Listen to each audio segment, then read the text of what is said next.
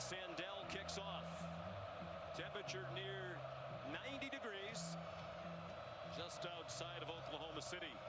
Very little breeze to speak of as the left-footed Sandell gets this one underway.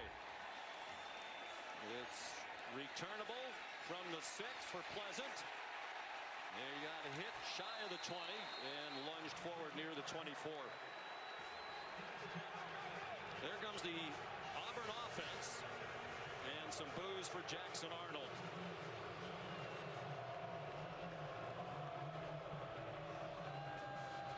He started 10 games over the 2 years that he was here.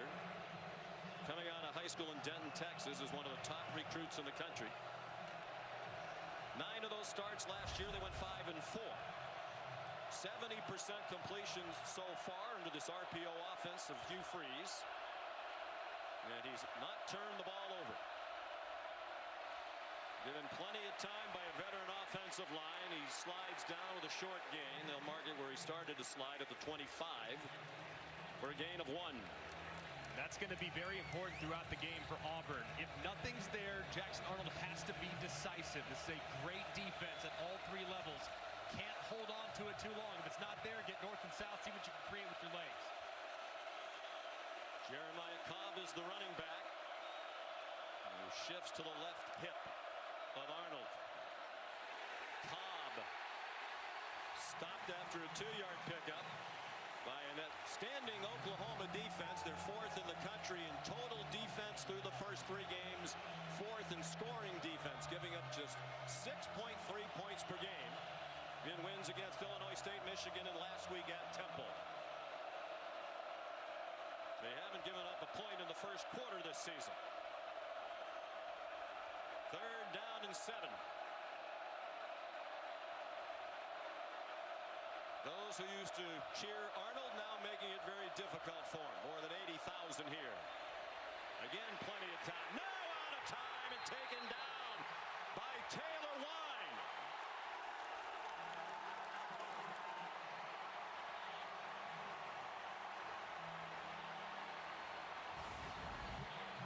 And Wine just crashes to the inside, but Arnold has got to understand that the pressure is coming. He's holding it forever, looking forever. There's nothing downfield, and it results in a sack. The ball's got to come out quicker. This pass rush is too relentless. 2.5 sacks on the year now for Wine. Hudson Cock punts. Isaiah Satania. There's a flag down. He's down at the 40. Tackled by Kayan Lee. So a 3 and out for Arnold. Let's find out what the penalty flag is all about from our referee Jeff Heiser, leading this Southeastern Conference crew. During the return, illegal block in the back. Receiving team number 12. 10-yard penalty. 1 minute. We're standing. 50-yard punt, and the penalty will back up the Sooners. Here's John Mateer. Those 944 passing yards, 3rd most by an Oklahoma quarterback through the first 3 games of a season. Surpassed only by Josh Heupel in 1999 and Baker Mayfield. Second you watch that young man, his competitiveness just jumps off the tape.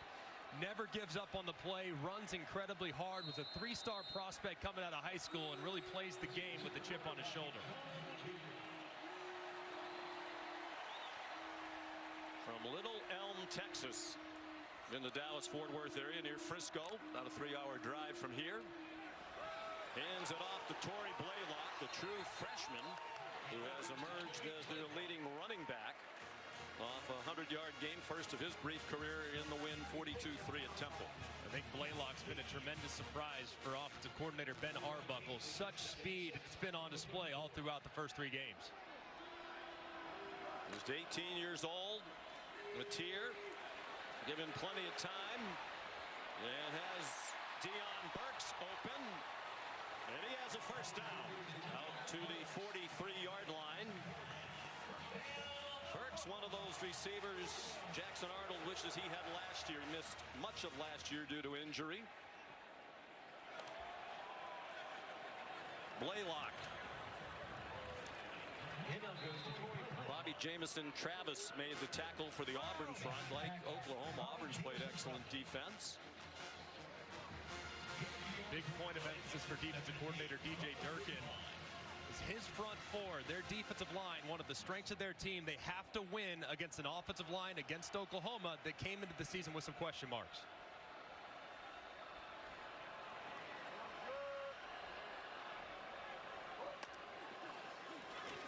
Matier under pressure. Takes off running. And walk the tightrope along the sideline. They're going to give him the Auburn 49, about 2 yards short of the first down. That's what Matier does. As soon as you think the defense is about to make a play, he breaks contain and makes it third and manageable. The Auburn coaches said he's really more dangerous in those scramble situations. Blaylock lowered his head, did not get the first down. Robert Woodyard and Kensley Ledore-Faustin there, two of the stalwarts of this Auburn defense. DJ Durkin's defense is going to try to stop a 4th and 1. I like going for it here in plus territory, and I want John Matier to run it. Oklahoma, coached by Brent Venables, not been a team traditionally that goes for it a lot in plus territory, but I like it here with their quarterback run game. And that's what you would expect. They're trying to spread out Auburn, give him some running lanes. He finds one outside for a first down. Xavier Atkins made the tackle. 8-yard pickup. DJ Durkin knew the quarterback run was coming. They still couldn't stop it. Just a great job of Matier getting to the outside. Running out of time, throws it. Burks is open, it's over his head. Matier had to throw it under duress. Matier admitted that he really wasn't that fast growing up. He wasn't a guy that used his legs very often, and during COVID, he trained on a hill. He said, I watched Derrick Henry tape, and I wanted to get faster, so I started running up a hill next to my house, and he feels like that's what has allowed him to become a much faster player. Certainly paid off so far for the Sooners offense.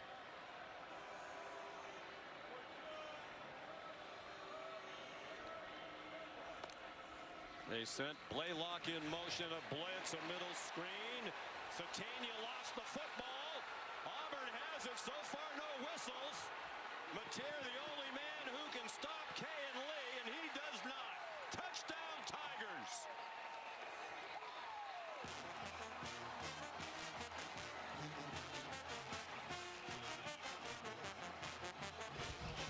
64 yards if it stands. You know Mitch Wilkins in the replay booth is going to take a look at this. Jaquez Robinson ripped it out. Right there, the ball's starting to come out. Did he ever secure the catch? It looked like his backside was down, but the ball was coming out at that point. But did he secure the catch, make a football move? Because that's what needs to be determined if you're going to call this a fumble.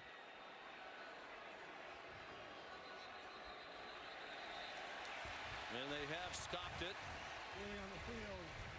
I guess the question is he down there? Is his backside on the ground?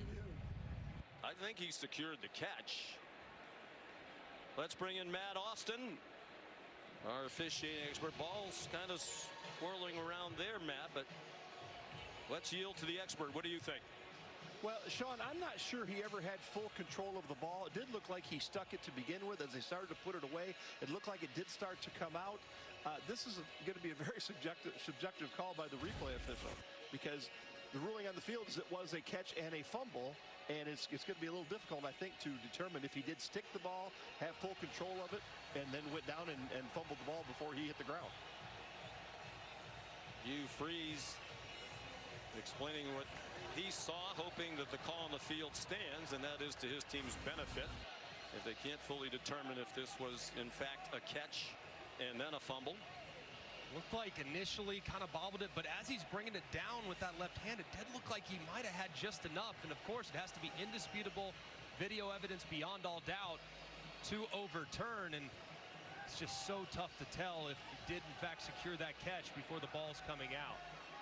I guess the other part of this, Matt, would be if it is a catch, was he down before he fumbled? And it doesn't look like he was, because his backside is on top of the Auburn defender.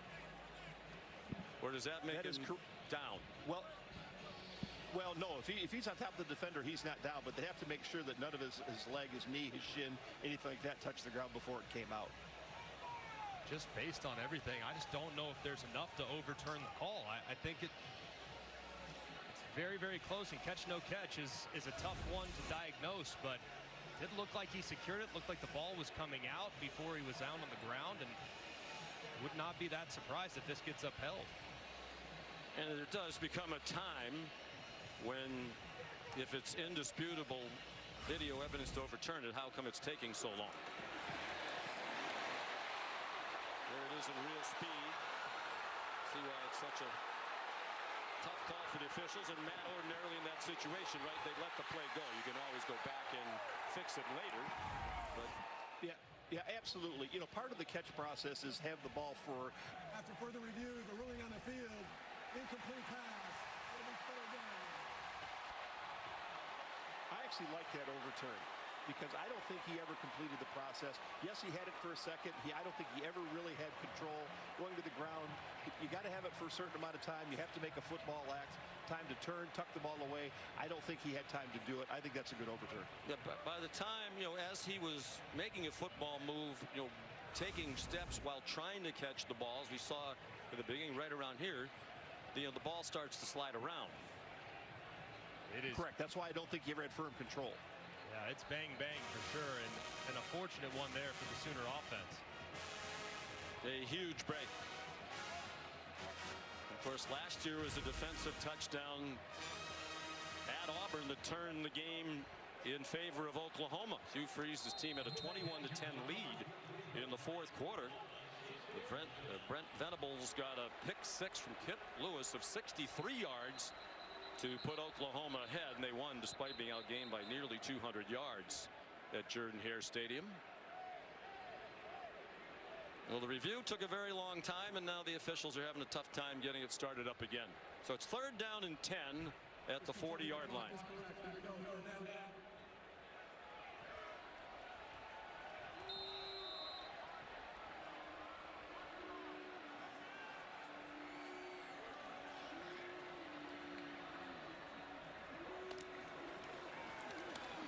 Matier takes off from the pocket again. There are 2 flags in the secondary.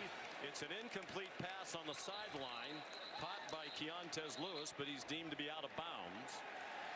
And Hugh Freeze isn't going to like this verdict either.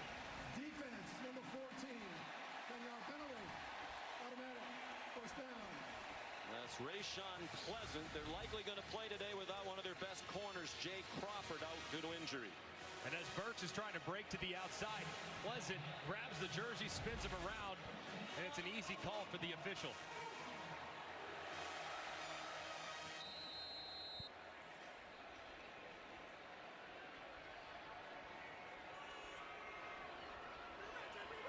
They're at the 30. Crowd gets very silent, and now another flag.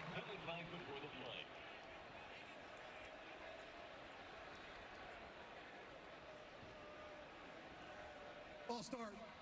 Offense, number 77. 5-yard penalty. First down. Heath Ozaida, the left guard, been mix and match along the offensive line for the new offensive coordinator, Ben Arbuckle.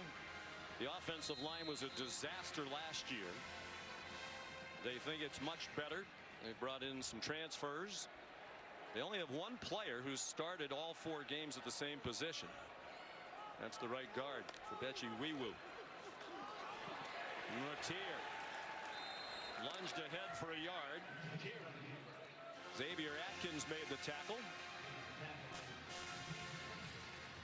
Big question throughout this game is just how good has Oklahoma's offensive line become? This is one of the better units in the SEC along the front for the Auburn Tigers, and so far they've been pretty good at the point of attack. 10th play of the possession. It's been drama-filled. Matier to the sideline, and Satania couldn't make a one-handed catch. Well, DJ Durkin certainly believes his defensive front is outstanding. He thinks this might be the best defense he's ever coached. The headliner up front is the preseason All-American Keldrick Falk. But he believes they can win the battle at the line of scrimmage, and they've been able to rush the passer this year and stop the run while rushing only 4. And that's going to be big. But here, as you're right on the fringe of field goal range, it's important for Mateer to understand ball's got to come out, because if Auburn's ever going to pressure, this would be the down and distance at the spot on the field to do it. Third down and long. They're on the fringe of field goal range. The crosser is Ivan Carrion. And Carrion is down at the 31-yard line, tackled by Rayon Strader. Will now be part of a 3-cornerback rotation for Coach Durkin. Without Jay Crawford today, he suffered a knee injury last week in their win against South Alabama. Now here's a 49-yard attempt for Tate Sandell, new field goal kicker, transfer from Texas San Antonio. Late player ran on for Oklahoma.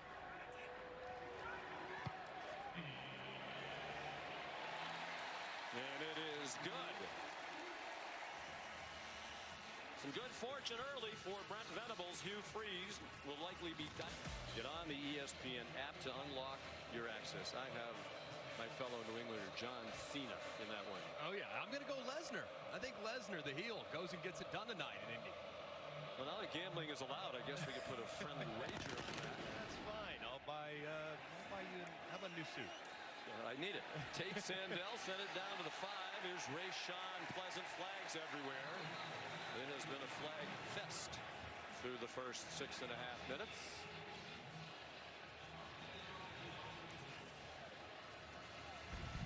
During the return, illegal block in the back. Receiving team number 32. Penalties half the distance to the goal. First down. So here comes Jackson Arnold for the second time today, Molly. Yeah, well, pre-game, Jackson Arnold walked out onto the field to a chorus of boos from Sooners fans who heckled him the entire time during warm-ups, but he was unfazed. He addressed the team this morning, telling them the only emotion he feels is love for them, promising to play his heart out for this team. But Oklahoma head coach Brent Venables told us he still loves Arnold, wishes he stayed in Norman, but stressed that those emotions not a part of this game. He said he's merely a nameless and faceless opponent today, Sean. Brent Venables and the Oklahoma players we talked to all said they think he's a terrific human being, Jackson Arnold, and a very talented player. He comes out throwing on first down, throwing it deep, a little underthrown. There's contact, but the catch was made anyway. Cam Coleman all the way to the 47-yard line of Oklahoma. And if Auburn's going to win this game, it might be because of Cam Coleman, the outstanding sophomore, so big and physical. It's going to be hard for Auburn to run the football against this great defensive line, so you got to take some shots over the top, and Coleman reels one in. How was there not a flag on that? It was clearly contact before the ball got there. 46-yard gain. Coleman is a big playmaker. Arnold almost threw an interception. Peyton Bowen got his hands on it. And man, very fortunate here is Mateer. Look at the eyes of Bowen and how he drifts right out underneath that in-breaking route. If the throw was maybe a little more accurate, it would have been an interception. But Bowen over pursued, and a fortunate one there for Jackson Arnold. Who has now thrown 225 straight passes without an interception. That is the longest active streak in the country by about 50 pass attempts. It was very nearly over. Throws it out wide, and that's off the hands of Eric Singleton. An incomplete pass to the transfer from Georgia Tech. One of the great pickups for any team out of the transfer portal. Third and long. Brent Venables been doing it for a very long time. This is where some of the exotics show up. It's so hard on the quarterback. You're going to see linebackers walking up. You're not going to know who's blitzing. Creates a lot of confusion there with your protection. Doesn't look like it here, though. They're playing soft. On 3rd and 10, just a 3-man rush. They did push the pocket. Arnold has room, scampers down the sidelines, and he has the first down. Out of bounds. downs at the 36. An 11-yard gain for Jackson Arnold. His legs against the three-man rush. They lose contain to the right-hand side. They're trying to spy him. Plenty of guys with eyes in the backfield. But a poor pursuit there by Wine. Probably could have cleaned him out. Thought he was out of bounds. He wasn't. Tight ropes the sideline for the conversion. Yeah. Why did Wine pull up? I'm guessing he thought he stepped out. That was He wild. wasn't. He had a chance to shove him out short of the sticks. Looked like Owen Heineke took a tough angle as well to help Arnold pick up the first down. Jeremiah Cobb spins off a hit and got back to the line of scrimmage. Hayden Bowen finished him off. Impact players presented by the Home Depot.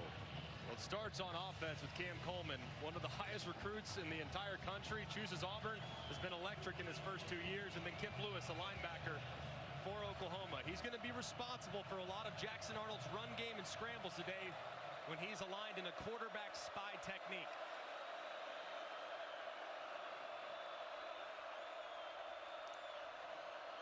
Sixth play of the drive. Arnold given a clean pocket on target. First down and more for Malcolm Simmons. Finally spun down near the 20 by Robert Spears Jennings, a safety. The 15 more, and now a late flag thrown at the end of the play.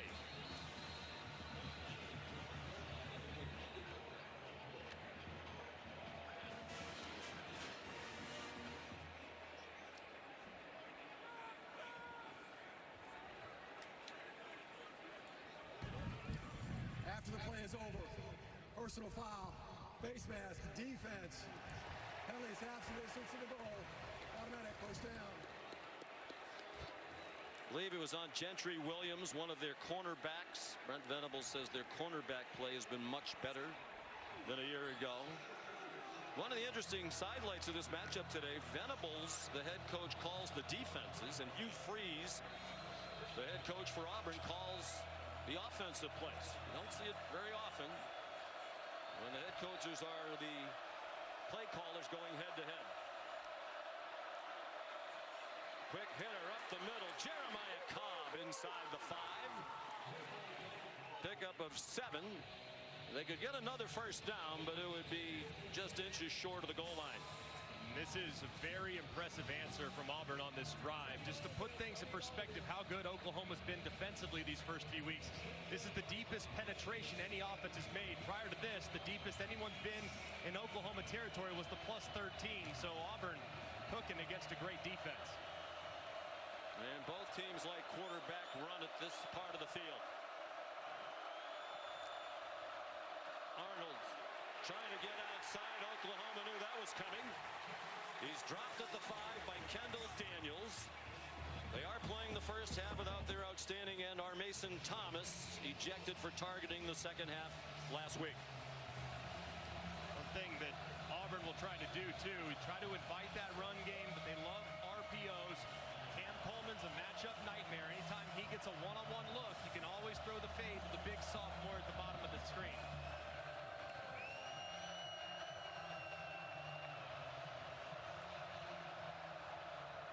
Auburn was dreadful in the red zone last year. They've been perfect this season. Here's Singleton out of bounds for very little gain. Matter of fact, no gain on the play. And the field goal unit will come on for Hugh Freeze. A good answering drive to get some points, but some confusion on first down, not timing up the snap, not typing up the snap there on third down. Some opportunities missed there for the Auburn offense. So here's Alex McPherson. Hopefully you saw the great piece by Jen Latta on game day this morning. Missed almost all of last season due to some very severe illnesses, ulcerative colitis and Crohn's disease. He's been one of the best kickers in the country. They're thrilled to have him back. That one is good from 24. When he told stories about coaching Kansas, coming here, being the homecoming opponent, he was actually worried about the health of the horses because Oklahoma scored so many points. Something tells me they get plenty of running with what offenses we've seen over here in the last 15, 20 years. Off the charts good on that side of the ball. So a 3-3 game. The first points given up by Oklahoma in the first quarter this season. They'd given up only 19 total through the first 3 games. That was the fewest through 3 games since 2009. Connor Gibbs is the kickoff man, with McPherson still working his way back to full strength. Alex McPherson said he started to feel unwell late in the 2023 season. In April, he got diagnosed with ulcerative colitis, lost more than 50 pounds, had his large intestine removed. Now his small intestine, to compensate, pokes out of his side. They mentioned on the feature this morning on his left side, so the ostomy bag that he has to wear does not interfere with the kicking. Gradually gaining weight back, and his leg getting stronger. And Hugh Freeze says he thinks they might be able to try a 50-yarder today. His previous long so far this year's 34. Here's Jaron Canick, the outstanding tight end, for 9 yards on first down. Important to get him a look early. Been quiet so far, hasn't really had much of an opportunity, but coming into the day, leading receiver on the team and one of the most productive in the country at tight end. Tier 3 out of 6 passing for 20 yards. It's a reverse. It's Isaiah Satania, and that salty Auburn defense drops him back at the 29 for a loss of 4. Led by Sylvester Smith, a sophomore star from Munford, Alabama. And great pursuit here. It looked like it might be made in the backfield, but Auburn staying at home and collecting Satania on the misdirection.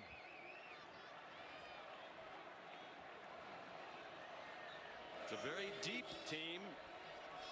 DJ Durgan told us yesterday they've had 26 players play significant snaps for the first 3 games. And they're there to belt down Mateer again for no gain. Atkins there for Coach Durkin. The big question in this game was, how would Auburn's secondary hold up against an electric group of wide receivers? And so far, they've held up very, very well. They did have the holding penalty that gave them the first down, but for the most part, the coverage has been sticky, and Mateer hasn't had many answers. So Grayson Miller will punt. He was the backup when the season started behind Jacob Ulrich, but Ulrich suffered an injury. Miller got the chance, and he's been terrific, averaging 49 yards per punt in the last 2 games. A low line drive caught by Malcolm Simmons, and he's taken across the boundary. There's the Taco Bell Live Moss student section. Only one student section can claim the title of Live Moss student section of the year. Who will take home the trophy this year? It's a rejuvenated fan base with a 3-0 start. A proud program with 2 losing seasons in the first 3 under Brent Venables. We're tied at 3 under 2 minutes to go in the opening quarter. And it's Damari Alston, a veteran running back who has missed the last couple of games with a shoulder injury. Back in action in a pickup of 1. Jackson Arnold, one of the top recruits in the country, number 3 overall, coming out of Denton, Texas. Behind Malachi Nelson and Dante Moore, a couple of fellow quarterbacks. 1 year as the backup to Dylan Gabriel. He started the Alamo Bowl, lost to Arizona, but he was prolific in that game. Then 9 starts last year. They went 5-4. He transferred to Auburn. And he is wrapped up and taken down by one of his former mates, Owen Heineke, the redshirt junior from Tulsa, and a transfer from Ohio State. And a great job here protecting initially as Heineke is coming right up the middle. But Arnold, that ball's got to come out. He tries to take off just a little bit too late, and Heineke makes the play. Key for both defenses, discipline in your rush lanes, because you know these quarterbacks are going to pull it down and take off with regularity. 3rd down and 11.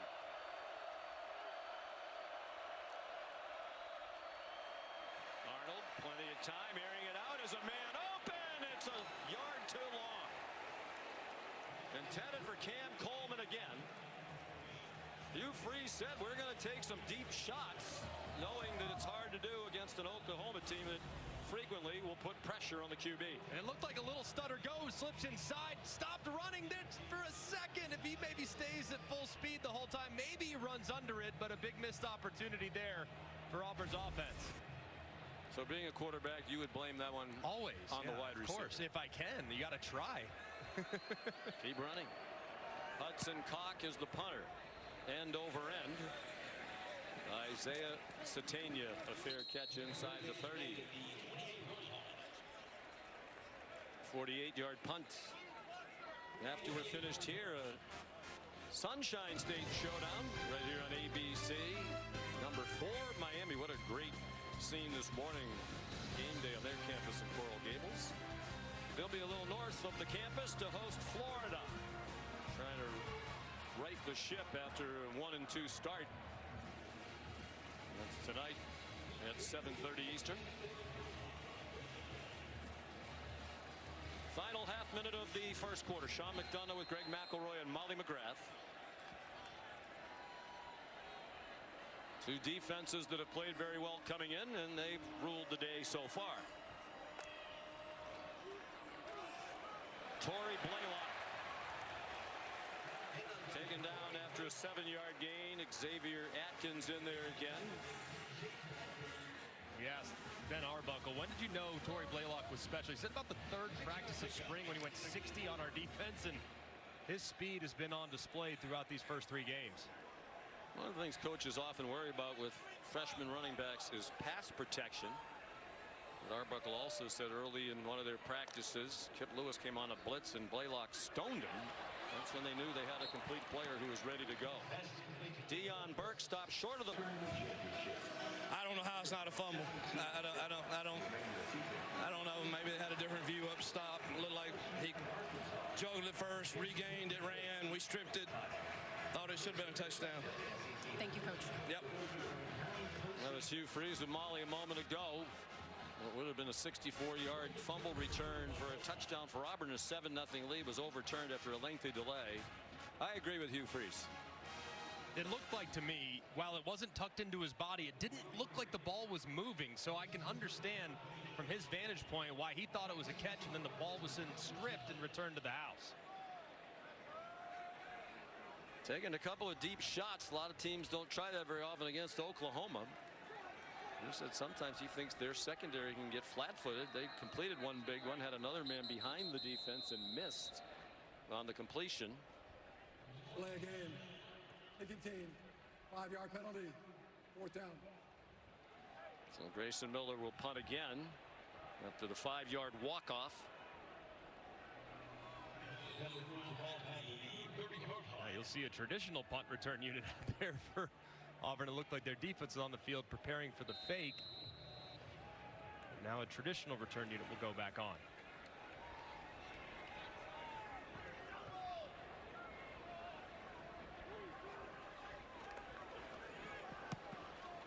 Grayson Miller, my goodness. A bomb, and Malcolm Simmons elected to field it inside the 5. It's an epidemic of punt fielding inside the 5 around college football. It's never really been a good idea. Jaden Hardy dropped him at the 3. A 69-yard punt.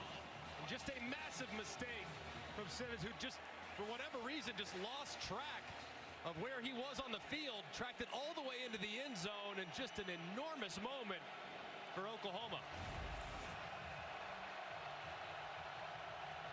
By far the longest punt of his career for Miller. Previous long was 59 in his debut against Michigan. The transfer from Central Oklahoma. So Jackson Arnold. And the Auburn Tigers backed up to the 3-yard line. They come out with a play action pass and another long one and another open receiver and a catch. Cam Coleman with Cortland Guillory in coverage. A true freshman, good for a 40-yard gain.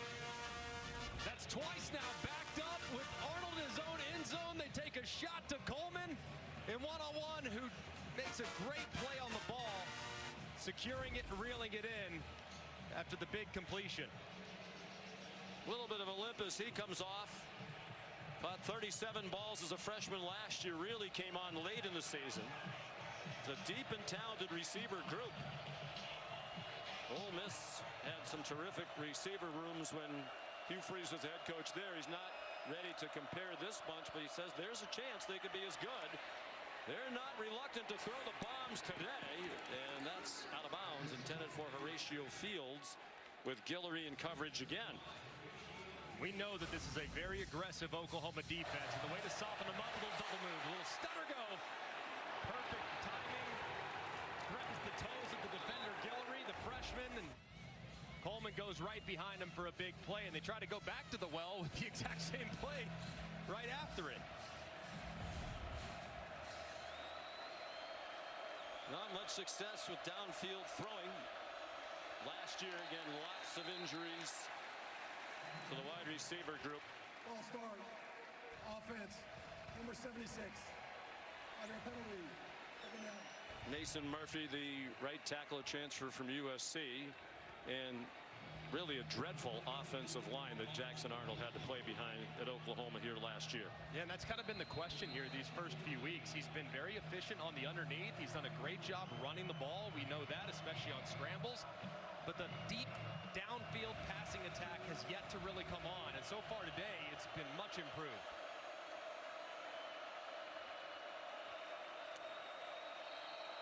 More moving. This time it seemed at the other end of the offensive line. Ball start. Offense. Number 52. Under a penalty. Second down. Dylan Wade, the left guard, Molly.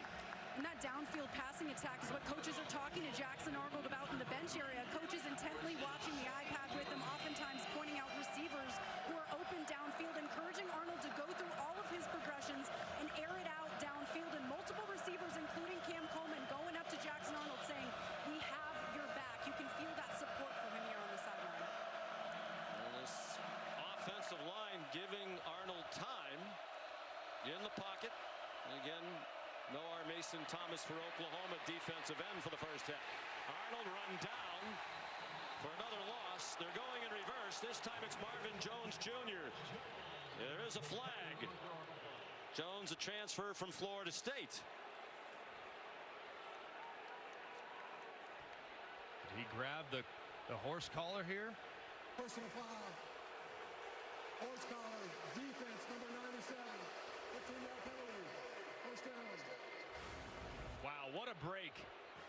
As Jones Jr.'s in pursuit, you see him grab inside the collar of Jackson Arnold, dragging him backwards. Arnold turns right around, points at him, knows it's immediately going to be a foul, and what a break for Auburn on 2nd and 20 to get a fresh set of downs. Brent Venables was quite honest. We talked to him yesterday about Jones. He said when he was here for spring practice, I was really unimpressed. But he made rapid improvement. And he's off to a nice start this year for the Oklahoma defense. Another opportunity now with Coleman up top, potentially in one-on-one against Guillory, the freshman. Safety creeping over, trying to help with that in mind. There's another flag. Jackson Arnold belted down for no gain by Kobe McKenzie.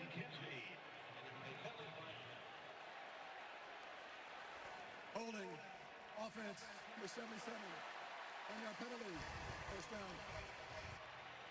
Well, they're all taking their turns getting a penalty. That's the third different offensive lineman on this possession. Jeremiah Wright, the right guard. And you'll see as he works across, he just throws the linebacker on the ground, and that's what results in the flag.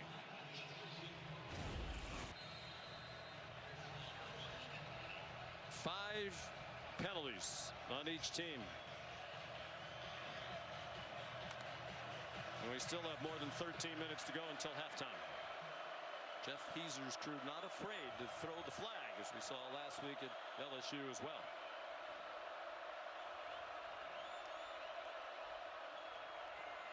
Arnold sacked back inside the 30. David Stone, the defensive tackle, for a 9-yard loss. And picking on Jeremiah Wright again. Watch Stone loop right around as his nose tackle crosses face. He loops right inside and drops Arnold for a sack. Well, Brent Venables raved yesterday about Stone. Brown. In his second year, he was the top defensive tackle coming out of high school 2 years ago. That ball is ricocheted up in the air and incomplete off the hands of Preston Howard, one of their tight ends. Kendall Daniels had a shot at the INT.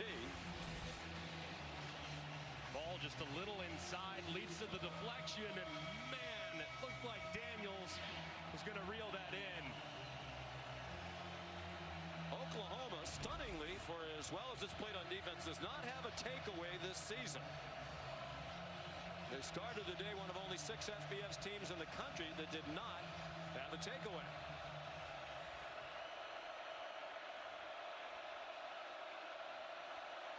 Third down, 28. Jackson Arnold heading toward the sideline. It's going to be a timeout. What do you have for third down and 28, Coach?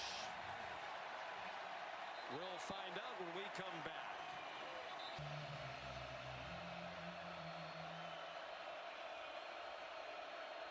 Well, there apparently was not a timeout. They did stop the play for some reason, let the teams go to the sideline, but they came quickly back out. And on fourth down, Damari Alston was tackled by Marvin Jones Jr. Apparently they assessed the delay of game penalty rather than grant the timeout. Now on the 3rd and 28, what's the difference between 3rd and 28 and 3rd and 33? You might as well save that timeout. But either way, just a miserable moment there for Auburn going backwards with the penalties. Hudson Cock running for his life, and he's tripped down.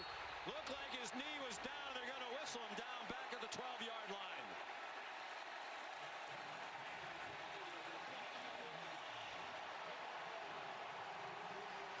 Rolling on the field as the runner was down. Turnover, first down. It looked like it was a bad snap from Reed Hughes, the long snapper, number 44. It looks low and away.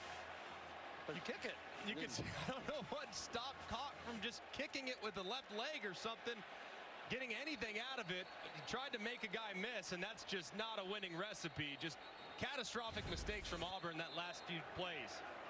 It wasn't a great snap, but it looked like he had time to just get it off. Michael Boganowski made the tackle. So a huge special teams miscue.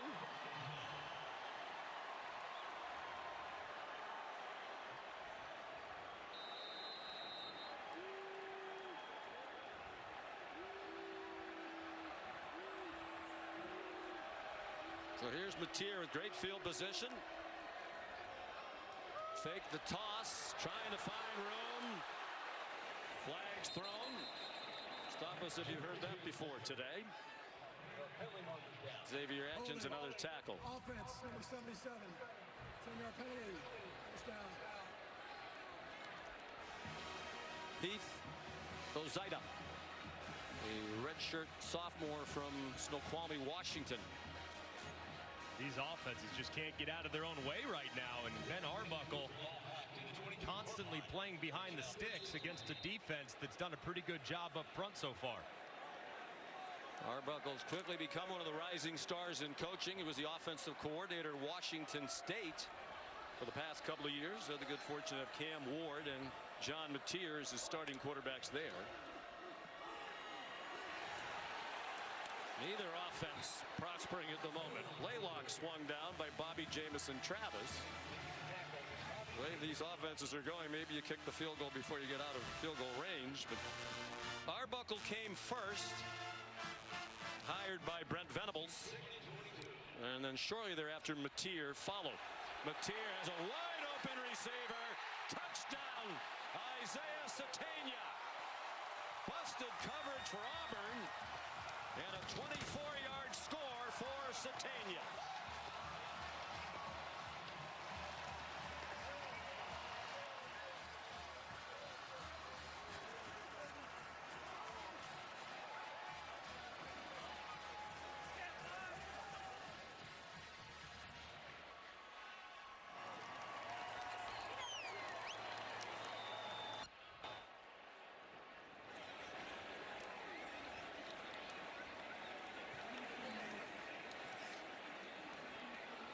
T.J. Durkin can't believe it. Matier took advantage of it.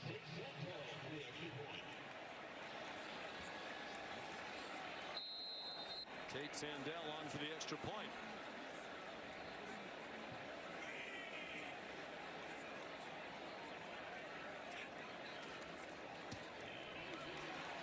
It's 10-3. Isaiah Satania. In a crazy moment a second ago, here is Satania, who looks like he's walking off the field from the previous play. They decide as soon as he walks off to try to snap it, catch him off guard. Auburn never sees him. Now let's bring in Matt Austin. Matt, tell us about that situation. Yeah, I wish I could see the player all the way to the sideline, but I can't. But you cannot use the substitution process to deceive your opponent. If that's what they were trying to do, that's an unsportsmanlike conduct penalty. It should be 15 yards and no touchdown. Perhaps that's what Hugh Freeze was screaming at Jeff Heeser about. And I guess that's tough to tell, right? Perhaps, hey, Satania, just we want you to stay back out there. Maybe it wasn't intended to deceive, but sure looked like it. Certainly did, especially as he was walking so gingerly to the sideline. So I guess, Matt, the other question would be, how do you determine the intent in that situation? Well, from the body language of him walking off, I agree with Greg. I didn't see where he lined up. I don't know if he was on the line of scrimmage or just a yard back. If he was like 5 yards back in the backfield, that adds to that he's trying to deceive the opponents. We should also add there's an official right there on that sideline who might have heard if the Oklahoma coaches were yelling at him to stay on the field. Not sure if that factors in.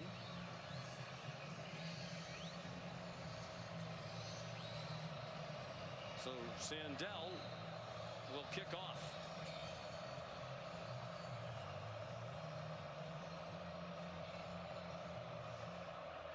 And Rayshon Pleasant back deep. It's a touchback, and here's Kevin.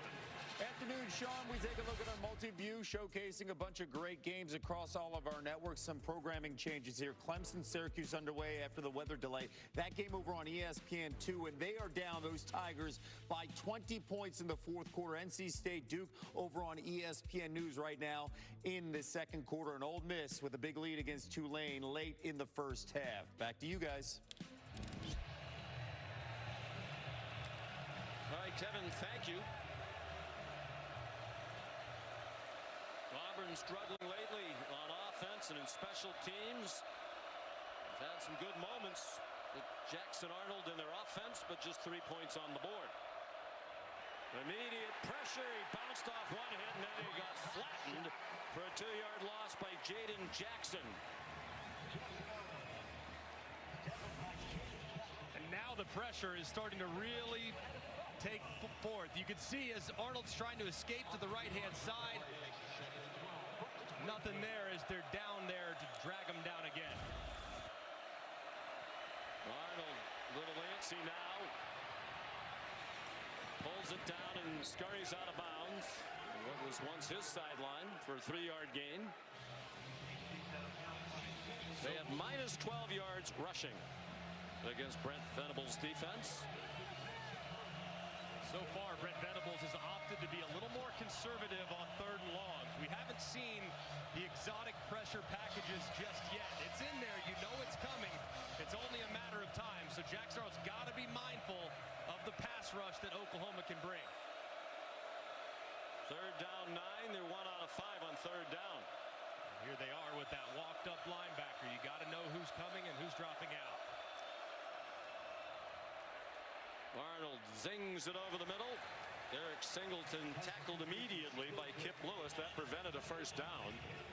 It's a 7-yard gain. It's 4th down and 2. And Hugh Freeze has the punting team coming out again and hoping it's more successful than the last effort.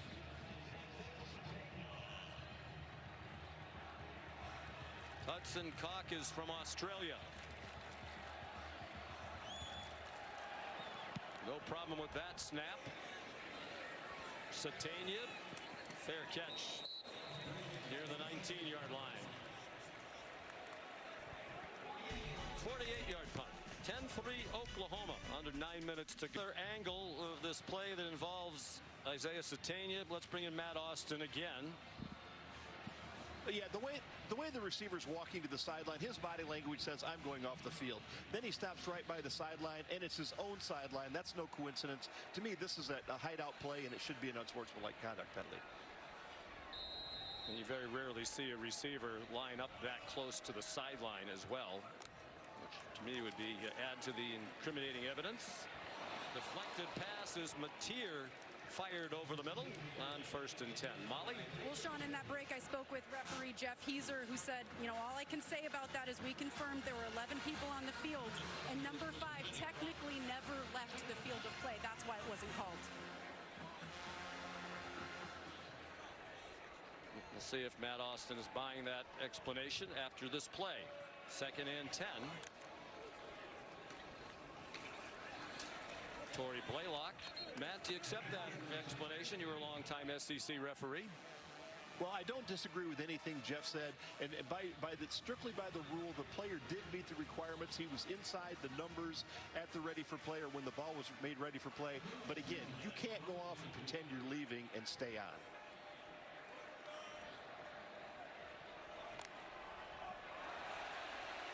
On 3rd down, Mateer, open receiver.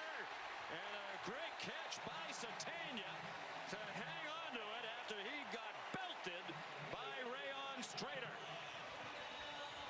Offside. Defense. Penalty down. Results of the play. First down. A great job by Mateer, knowing he had a free play as well. Take a shot downfield. My goodness, did Strader deliver a blow? How about Satania hanging on to it?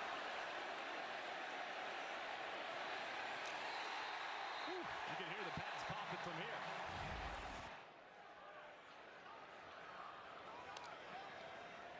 $29-yard gain. Mateer play action. Another open receiver. Another 1st down. Deontez Lewis had to go to the ground to catch it, or there was some run after the catch there for him. They get 19 more, and they're at the Auburn 30. Sensing that Auburn's on their heels defensively. A little tempo from Ben Arbuckle. Fumble! Mateer just lost it as he pulled it away from his teammate. Wanted to keep it and run to his right. And Kieron Crawford has recovered for Auburn.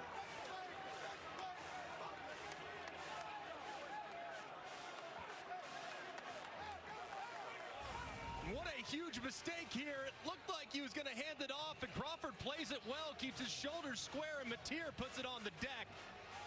That's the one issue with this Oklahoma offense this year, is they have not been very cautious with the football. Had 5 turnovers coming into the day. That was triple digit, 104th in the country, and they put it on the deck early there as Auburn seizes the opportunity. Kieron Crawford, the recovery, senior from Memphis, is getting better and better by the game. He played just 1 year of high school football as a basketball player. Arnold after the fake, but did not fool Oklahoma. Content to throw it away over the head of Malcolm Simmons. So plenty of pass rush for OU without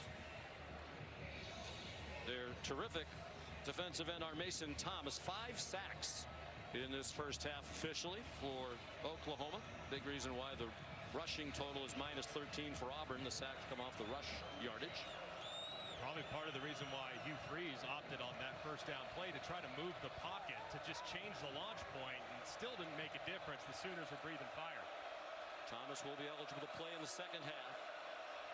And 24 lost yards on the 5 sacks. Arnold short set.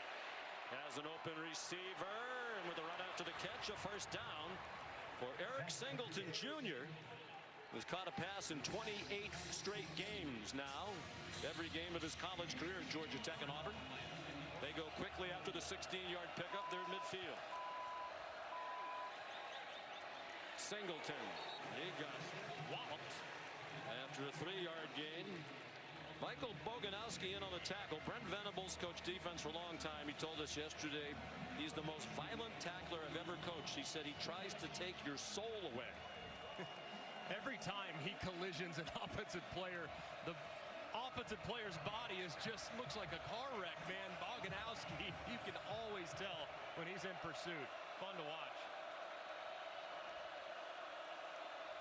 2nd and 8. Oklahoma leading 10-3. Arnold smothered at the line of scrimmage. Jaden Jackson there, defensive tackle.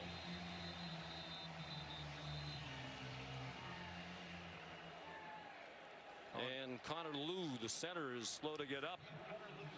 Those veterans on the offensive line. He's making his 22nd straight start. That's a big one too, and Connor Lew is that stabilizing force there in the middle, and against this pass rush, his absence for a prolonged. Ellis, the youngest player in FBS football. He turned 17 in late April. In on 3rd down. The shotgun snap was a little high, but easily handled by Arnold. And Arnold is handled for another loss. That is 7 sacks for the Oklahoma defense. Kip Lewis, the most recent.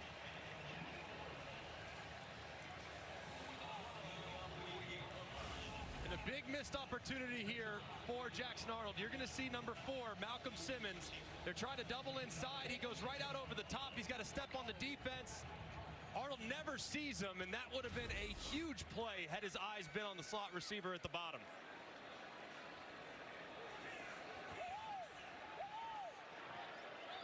Hudson Cock.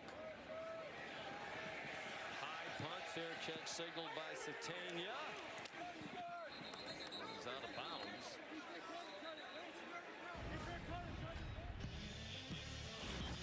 Some missed opportunities for Auburn. This you thought was going to be a fumble return to the house. Then Satania walking off to the sideline. They don't cover him. They don't see him. Results in a very easy touchdown pass for John Mateer. Just some big moments that have been missed by the Tigers. And well, the fumble return wasn't really their miscue. They got a fumble. They returned it. It was called back. Hugh Freeze, I think, still very upset. We talked to Matt Austin during the last break, and he read to us the rule about trying to confuse the opposition with the substitution. Here's Javante Barnes on 1st down. And after he read us the rule, it's clear it should have been penalized. And Matt said it's a very hard thing for the officials to call, and they'll feel terrible that they didn't get it right, in his opinion. But it should have been flagged. it's just a big miss, and one that could have completely flipped the game. So 2 plays involving the officials. You never like to leave it up to those guys. It could have very much impacted the outcome and where we're at here, 5 minutes left in the second. Been a very stagnant offense. Their touchdown came on the short field after the miscue on that punt that you just saw. Mateer forced to throw it away with Keldrick Falk closing in. John Mateer, after the successes with Ben Arbuckle through the first 3 games, has emerged as the leading Heisman Trophy contender, but a long way to go. And he's going to play a lot of stout defenses as they begin conference play. All 8 SEC opponents, starting with Auburn today for Oklahoma, are ranked in one poll or the other. 7 of the 8 are in the AP poll.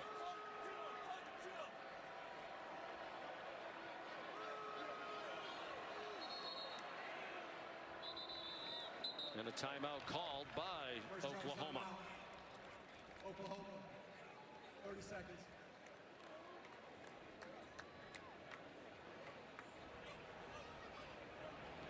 So it's time for the Aflac trivia question.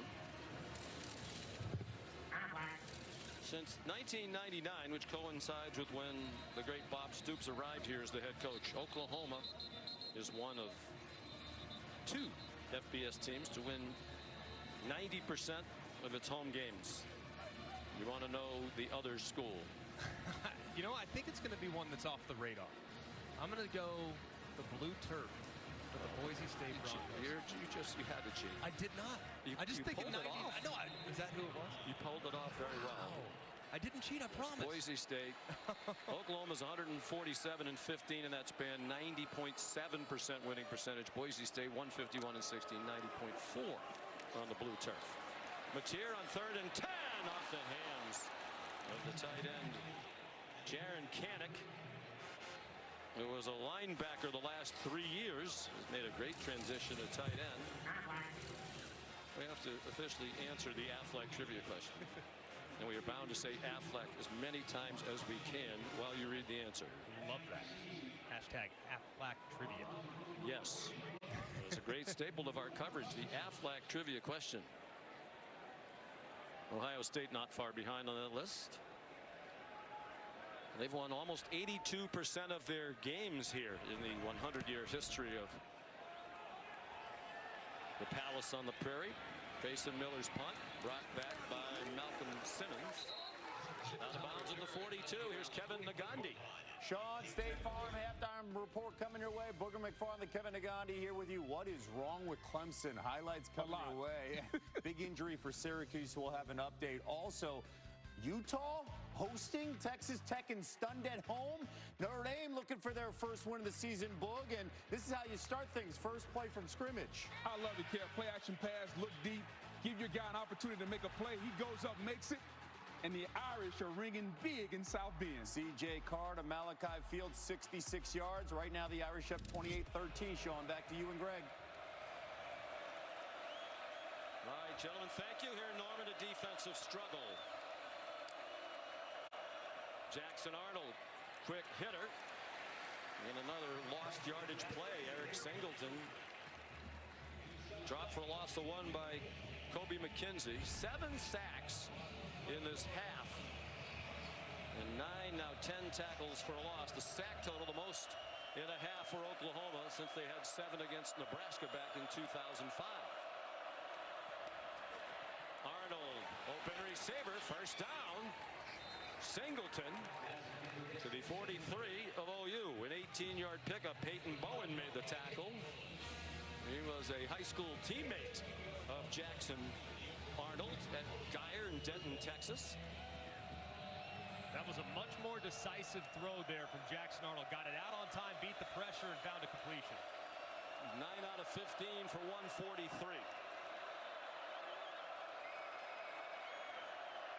Under 3.5 to go. 3 timeouts for Auburn, 2 for Oklahoma. Looked like the right tackle was retreating early, and there is another flag.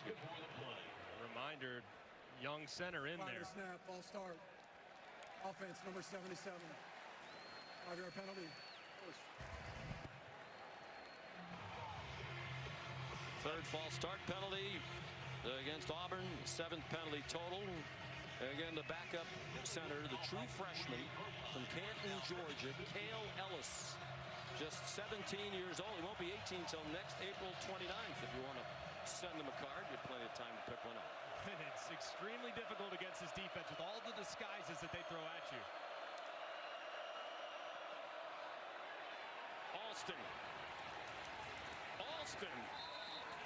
Well, first down, it seems. Kip Lewis there at the end of the play for the Sooners. It is a first down with a 15-yard gain. That's exactly what they needed. That was very nice. One of the few times today we've seen from Auburn's offense a perimeter run. So far, things have been very stout up the middle.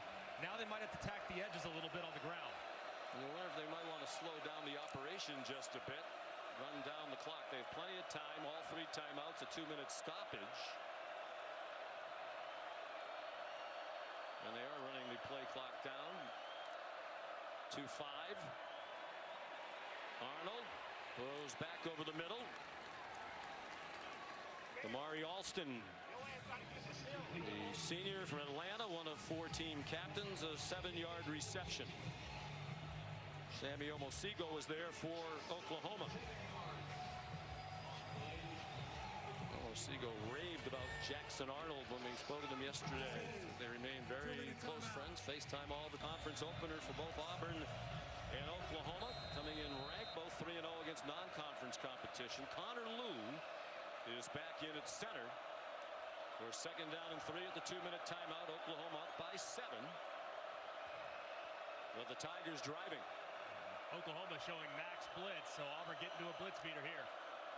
And they tried to bring that blitz. It's out wide. Singleton stays on his feet. And got to the 15-yard line. Sammy Omosigo made the tackle. It's an 11-yard pickup. Great balance by Singleton after Gentry Williams couldn't get him on the ground. And a great check there from Jackson Arnold. Seeing the pressure all out, you have a menu of options to go to when you see that cover zero max blitz. They go to a screen, Singleton breaks a tackle and gives him a fresh set of downs. Arnold's 11 out of 17 for 160. In his return to Oklahoma, they bring a blitz from his left.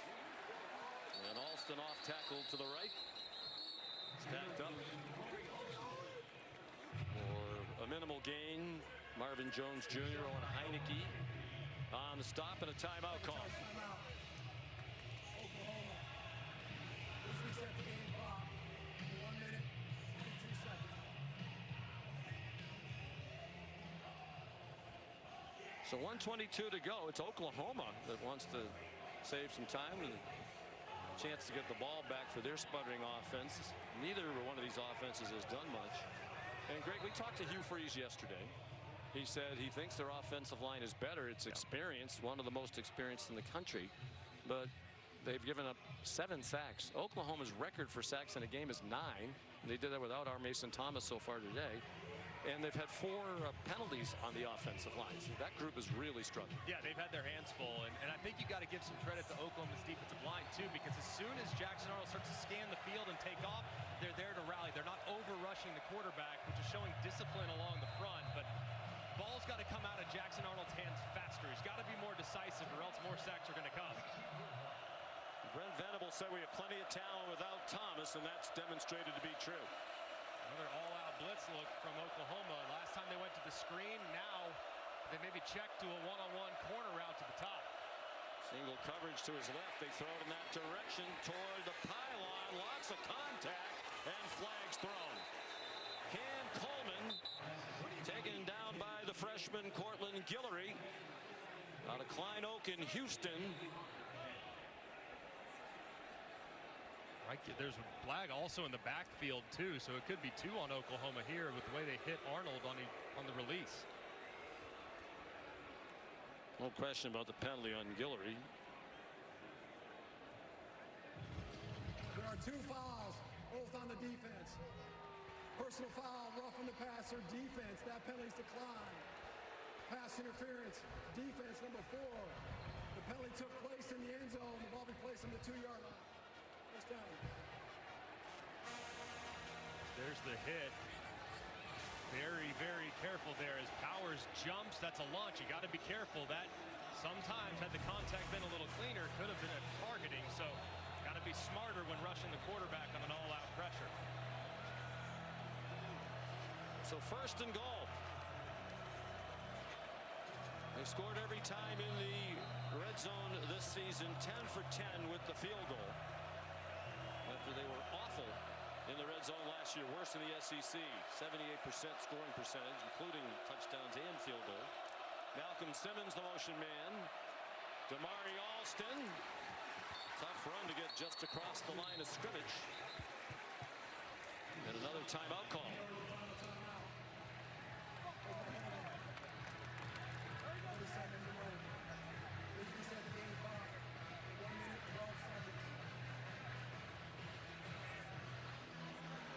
The Sooners out of timeouts, trying to get the ball back as much time as they can. ESPN supports the College Football Playoff Foundation's Extra Yard for Teachers Week each year to celebrate great teachers across the country who have inspired so many of us. Nominate a great teacher in your community by visiting cfpfoundation.org.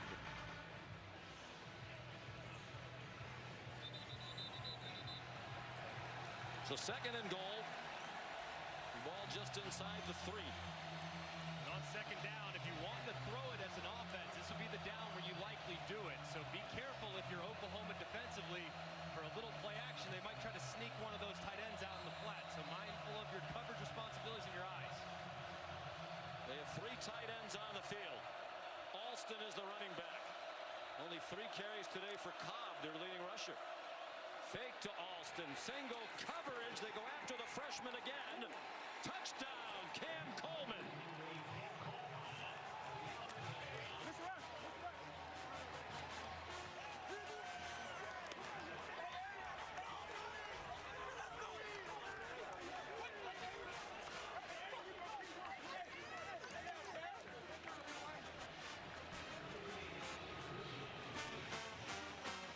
second touchdown of the season. The 10th of his brief career. Sophomore from Phoenix City, Alabama. And Alex McPherson trying to tie it. Made all 67 career PATs. Still perfect. Nifty drive, 60 yards, 8 plays. They took 3:17 to do it. Arnold 5 for 5 on the drive, including the touchdown. And beautiful placement on the back shoulder to Cam Coleman. The enormous Coleman at 6'3" and change, working against the freshman Guillory. That is a matchup that has been very advantageous to the Auburn Tigers. He has a tight split, gives him plenty of room to work all the way to the wide side of the field with the ball. That's not going to be defended regardless of who's out there. You could put Richard Sherman, Darrell Revis, you name it, as the progressive pylon shows you, Cam shows you. The Cam cannot be stopped when the ball's placed that perfectly. 3 catches for Cam Coleman for 88 yards and the touchdown. And they've gone after Guillory a few times. Derek Nix, the offensive coordinator's in the booth, offering advice to Hugh Freeze, who calls the plays. So they're tied at 10, Greg, in a half where it feels like so many things went wrong for Auburn. They thought they scored a defensive touchdown. It got called back on a questionable review. Oklahoma's touchdown came on a play that really could have been flagged against the offense. They had the miscue on the punt, and yet they're tied at 10. I think if you're Auburn, you got to be thrilled. The defense has been the big question. How do you slow down John Mateer in this dynamic Sooner offense? And so far, through nearly 2 quarters, they have just 95 yards through the air and 20 on the ground. To Central New York, Syracuse, they'd be proud to know that I added that up, and it's 115 total yards for Oklahoma. Admit that you used your calculator, and we'll be good to go. Jacob Jordan, the fair catch.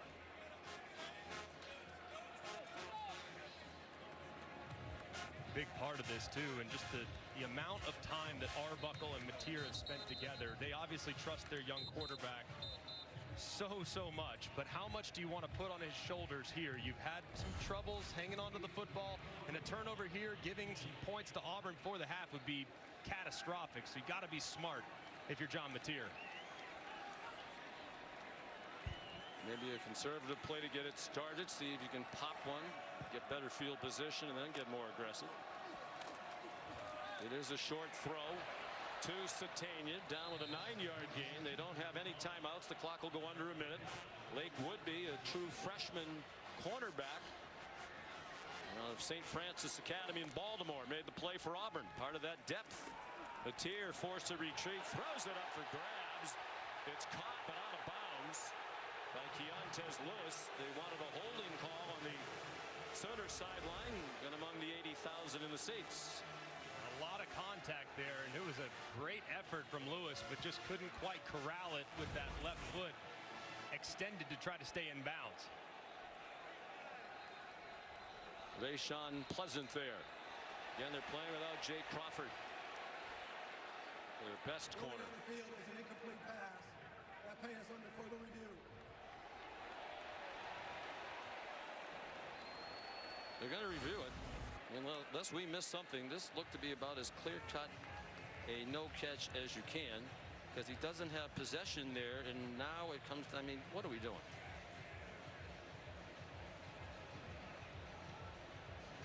Right there, I mean, it's pretty clear. Doesn't ever have possession. Is a great effort trying to keep that left toe in bounds, but not really that close to a catch, to be honest with you. I would bring in Matt Austin, but he might have laryngitis by now, and we pay him by the appearance. We're over budget. Running on the field is upheld.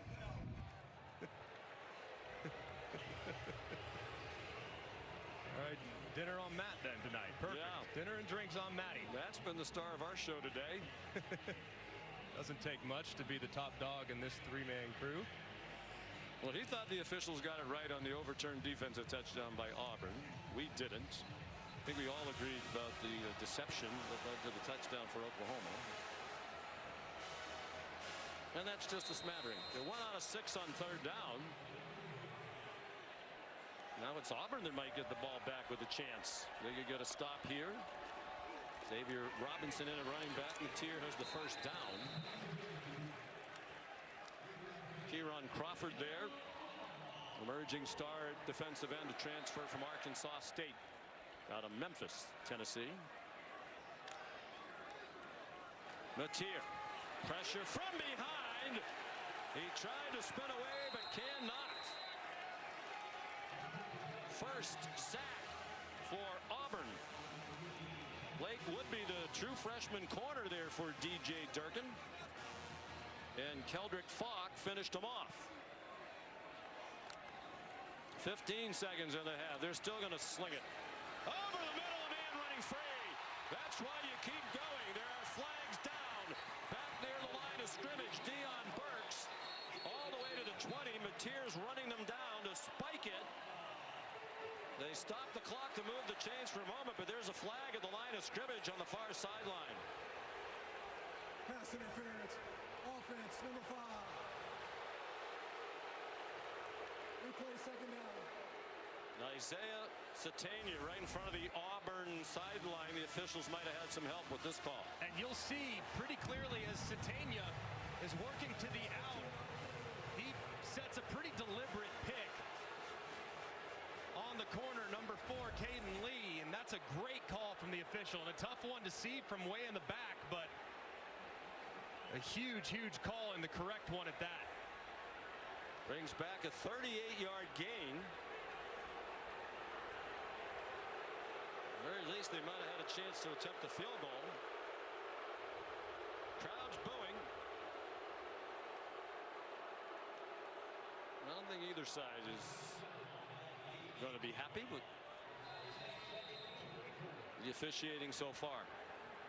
It's a hard job. And for the most part, it's done very well. This is the end of the second quarter. Well, Brent Venables likely pleased with the defense. Both coaches should be. The offenses need the time to regroup. Here's Molly. Coach, a penalty negated that explosive play. What's your reaction to how the half ended there? Well, again, we had a nice play designed up. I don't think that was us, but whatever. We just got to be more efficient, getting in our own way. Auburn's playing well. They got an excellent defense. 8's gotten hot, and so we got to clean some stuff up, maybe give them some help. But at the end of the day, man, you got to win your matchups too. So we've been able to overcome some mistakes with some of the turnovers. The defense got a lot of fight, and it's going to be a hell of a game second half. Thank you, Coach. I appreciate it. Sean. We hope his voice lasts to the end. 10-10 at the half. 160 yards of offense for Auburn, just 123 for Oklahoma. 7 sacks, most in a half in 20 years for Oklahoma. The school record's 9. Each quarterback had a passing touchdown.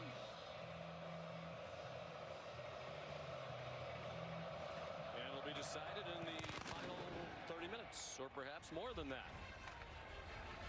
And the kickoff, home internet. It was an eventful first half for the officials, that's for sure. This play initially ruled a fumble return to the house. They decide that it was incomplete, and then a little later on, it looked like Isaiah Satania was about to leave the field. He never did. Stayed on the field, kept 11 players on the field. Nobody covers him. Auburn never sees him, and it's a touchdown. But our official rules analyst, Matt Austin, felt like that should have been a 15-yard unsportsmanlike. So it's been very chaotic here these first 30 minutes. John Matier, 8 out of 16, passing for 104 and a touchdown in the first half. He hands it off to Torrey Blaylock, who got knocked down for no gain. So what, Greg McElroy, can these coaches do to get the offenses moving the second half? I think for Oklahoma, they got to find some rhythm in the run game. So far, the coverage from Auburn has been outstanding, so they got to loosen that coverage up a little bit with their backs and John Matier's legs. Matier hit as he throws, and it forces the pass to fall short of the intended target. Robert Woodyard Jr. delivered the hit, and now he is injured, starting linebacker for Auburn. That was a nice pass rush by Woodyard Jr. as Matier is able to get rid of it just before he arrives, and Woodyard got up on his own for a second, then went back down to the field, favoring that right shoulder, it looked like. Well, we came in talking about the quarterbacks, understandably so. John Mateer, terrific in his first 3 games here at Oklahoma, to the point where many of those who rank these things had him as the Heisman Trophy favorite entering this week. We're still in September. And Jackson Arnold was the quarterback here last year. Now he is at Auburn. I think Jackson Arnold played really well. 12 out of 18, completed his last 7 passes in the first half. Yeah, when he decided to throw it, I thought he was very accurate. He made some nice throws downfield. That's something that hasn't really been a big part of his game here these first 3 weeks of the season, but it's clearly in there. Cam Coleman, he was outstanding there in the first half. The big thing for Arnold now moving forward, though, he's got to get rid of the football. The sacks have become problematic, but several of those sacks were because he was scanning the field and holding it too long. He's got to get rid of it or decide to run, because right now that pass rush is certainly having a huge impact. And the sack total might be inflated. Our legendary statistician Mike Swanson thinks there were at least a couple where it was a run play, but because he was tackled, Arnold behind the line of scrimmage, Oklahoma was credited with sacks. 3rd down and 10. The Sooners 2 out of 7 on 3rd down so far. Mateer, his pass deflected up in the air, and it falls incomplete. Keldrick Falk, one of the best in the country. Most believe he's going to be a first-round pick with the deflection. And this is on John Mateer. I mean, he knows that this edge rush is a huge problem. That's an issue. So what does he do? He drops back. He needs to step up. Watch him drift in the pocket and invite that edge rush. He's going backwards, and that's really putting his tackles on an island. He's got to step up as opposed to retreat to allow that protection to stay sound. Grayson Miller to punt. Malcolm Simmons back at his own 30-yard line. No breeze at all in this stadium at the moment. Another booming kick by Miller's been a revelation. Simmons couldn't find the lane. Goes down at the 20. 58-yard punt, 3-yard return. Time for our All-State good hands play. Cam Coleman has been electric throughout this game. Said early on, he's probably the guy that can win this game for the Tigers, and he's been up to the task. A couple times backed up for field position. Just take a shot to big number 8.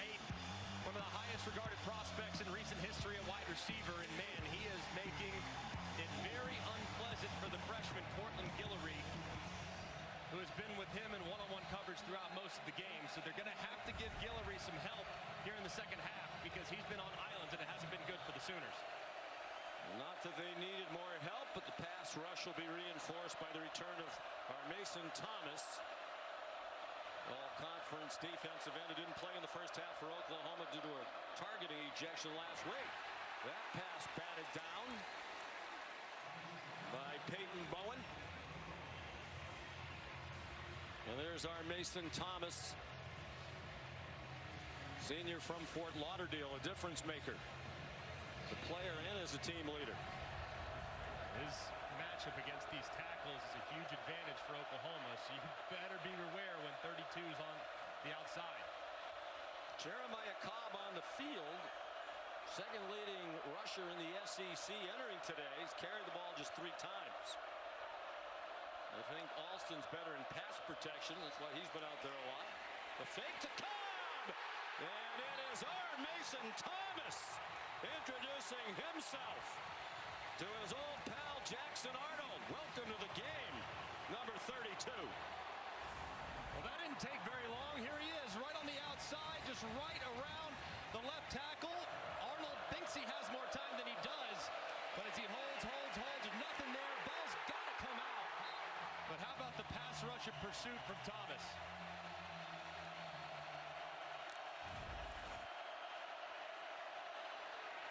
On 3rd and 18, Cobb, tackled by Jaden Jackson. So Arnold sacked 8 times, outmatching the career high. The previous times were last year when he was here at Oklahoma behind that struggling offensive line. South Carolina and Ole Miss each took him down 8 times last year while attempting to pass. And that's been part of the problem really throughout last year. In 9 starts, he had 34 sacks. That was among the highest totals in the country on a per-game basis. And so far today, man, he's got to quit scanning the field. He's just got to get rid of it. Hudson Cox, short punt. Satania been involved in a lot of stuff today. Had his own man run into him, but he held on. 43-yard punt. 10-10 In this battle of 2 unbeatens, 2 top 25 programs, Auburn back into the rankings last week for the first time since November of 2021. John Mateer on target, and it's dropped. Senator Deion Banks. Rayshawn Pleasant was there for Auburn. And Ben Arbuckle just turned 30 on Monday. In his first year here, and he has already started to get attention as a potential head coaching candidate, which seems a little hard to believe given that 5 years ago he was an offensive coordinator in Seminole, Texas. Hand out to Blaylock. 7 years ago he was an unpaid volunteer assistant at Houston Baptist. There's his wife Lauren. They were newly married. He had a job in the oil and gas business out of West Texas A&M where he was a quarterback. Said, I did it for 3 months. I hated it. I want to be back in football. Unpaid volunteer. Worked with Zach Kittley, the offensive coordinator. Bailey Zappi was the quarterback. They all went to Western Kentucky together. Here's 3rd down and 11. And to help make ends meet, at lunchtime he would leave the football building at Houston Baptist and go drive for Uber Eats. He said, I'd try to make $50 and go back to the office. He dials up a pass to the tight end. Kanek tried to go leaping over Xavier Atkins. That didn't work, but it is a 17-yard gain on the first catch of the day for Kanek, his second rather. And a strange formation dialed up by Coach Arbuckle. Mateer runs across the 40. Then Arbuckle said it was his wife who made it work. She got a job as a nanny. Their parents helped, his parents, her parents. And here he is just 7 years later, a rising star. And we asked Brent Venables why Ben Arbuckle. He said, look, the history at Oklahoma with quarterbacks and skill players. I had to find someone that would be highly attractive to guys that would want to play in his offense. So that's why they went in that direction, and what a hire it was. 2 prolific years leading the offense at Washington State. Satania the catch. Anquan Figgins there for the Auburn defense, but it's a first down. And Arbuckle's offense starting to find a little rhythm. 5 yards on that play. On the fringe of field goal range, the check down into the flat. Torrey Blaylock near another first down, and the crowd starting to get engaged. Elijah Melendez ran him down, a backup linebacker. And I love when the offense is kind of stagnant, they don't have much rhythm. Like, man, go tempo. Simplify it. Get rid of the motions, get rid of the shifts. Just let your quarterback play and kind of develop a little juice on that side of the ball. So I love the plan so far on this drive from Arbuckle. Mateer still completing just 50% for the game, now 11 for 22. You can anticipate here, 2nd and short, this would be a spot where if I'm Auburn's defense, I'd be alert for the throw downfield. 3 receivers to the left. Here's Satania, who scored the Oklahoma touchdown. In controversial fashion in the first half, he has the 19-yard line. 7 more. Mateer trying to get him up in warp speed. The flat is open again. Blaylock out of bounds with a short game pushed out by Xavier Atkins. And they're a little winded here with the tempo. 8 plays run by Oklahoma in just more than 3 minutes on this possession. And Oklahoma decided to substitute right there, so Auburn could make some changes if they want, but deciding not to, going with the personnel they have on the field.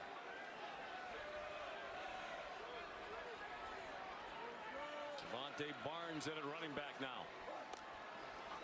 3 receivers to Mateer's right. Look out for Falk. He went leaping in the air, didn't get him. Now a wide open receiver, and it's through the hands of Javante Barnes along the far sideline. Mateer continues to drift in the pocket a little bit, getting a little too deep, putting those tackles in a very tough spot, but a great job stepping up this time, keeping his eyes downfield. And if Barnes secures it, he walks into the end zone. Big missed opportunity, and just goes to show you the instincts that John Mateer has at his disposal. 3 out of 9 on 3rd down, but 3 for their last 5. They are in field goal range. Be prepared here. This is where Auburn likes to bring all-out pressure. You look at all those guys lined up, it looks like it's going to be a blitz from DJ Durkin. Everybody standing up. It is a blitz. It's a quick slant that ends short of the line to gain by a lot. Dion Burks tackled by Kensley Lador-Faustin. And here comes the field goal unit for Brent Venables. And DJ Durkin has to be thrilled with how his secondary has played today. It hasn't been perfect by any stretch, but the big question mark after the performance against Baylor, where they gave up 400 through the air, and had a big game last week against South Alabama through the air, this secondary's coverage has been outstanding for most of the afternoon. Here's Tate Sandell to put Oklahoma back on top. They lead for the third time. Be a little more finesse. I like to see a little more action. I want it out. Get it gone. Plus, you can't stop it. And grew up a Cowboy fan, so I don't want to see it. Tate Sandell, his second field goal of the game, has given Oklahoma the lead for the third time. Rayshon Pleasant, very dangerous return man, 3 career kickoff returns. No chance for that one.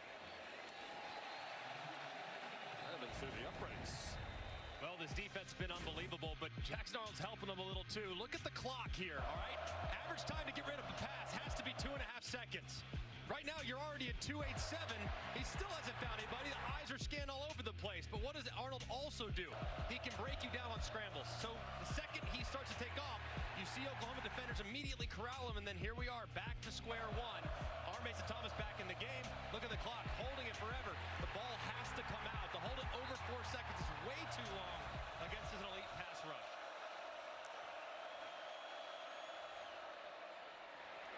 Eric Singleton, good tackle along the sideline by Cortland Guillory to stop it after a 5-yard gain.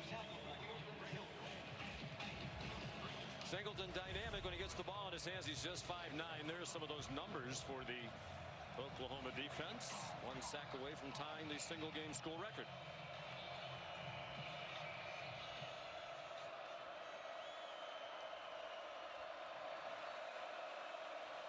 Amari Alston, the running back. Heavy pass offense today for Hugh Freeze. Arnold 2 yards short of the first down. Molly. Yeah, Hugh Freeze's reaction to those 7 sacks allowed in the first half, 8 now overall, with to laugh and say they're good. Every play is another twist and another blitz, and he stressed that Jackson Arnold needs to be protected better, but also needs to go through his progressions, trust his receivers to win those one-on-one matchups. He said, had we not made some of those mistakes, we would have been in the lead. They're a top team in this league. We're playing toe-to-toe with them, so he's encouraged. Third down and 2. Big play here midway through the quarter. That's nothing doing there. The quick screen to Malcolm Simmons. Jaden Jackson's had a nice day in the middle of that defense. Sophomore from Indianapolis who went to IMG Academy in Florida. Hugh Freeze has the offense on the field on 4th down and 2. So far, Auburn has been 5 for 5 this year on 4th down conversions.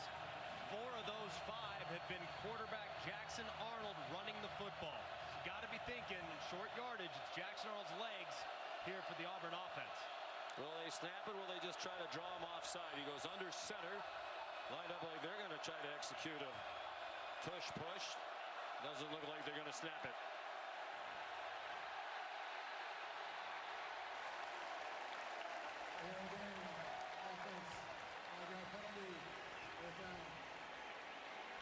And I would agree with Coach Freeze, you should punt. I mean, they're 1 for 9 on 3rd down today, so they haven't exactly been effective. And they have -2 rushing yards on the day as you factor in the sack yardage as well. So they are not winning at the line of scrimmage in the run game. So I agree. Defense is playing great. Punted away, play some field position. They're surprised they haven't had more design runs for Cobb. Here's Cock punting. I am. I think Cobb has got to get involved, especially on the perimeter. He's got great speed. You got to get it outside the tackles at some point. ESPN begins with Monday Night Countdown at 6 p.m. Lions, after a tough start to the year, Green Bay scored 52 in beating Chicago last Sunday. Ravens won 5 games in a row on Monday Night Football. Torrey Blaylock on 1st down. Oklahoma field goal drive on their last possession to take the lead. The previous 7 possessions, they did not hold the ball for more than 1 minute and 58 seconds. 3 yards on the play. 4 yards on the play makes it 2nd and 6 from the 28. On 2nd and 6, and another tackle for a loss, and it's Keldrick Falk. Malik blocked in there as well for Auburn. Sophomore from Pike Road, Alabama.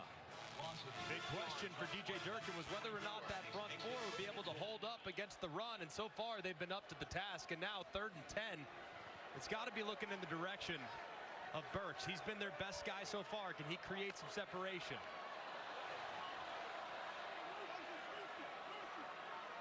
Still 10 seconds on the play clock for Mateer.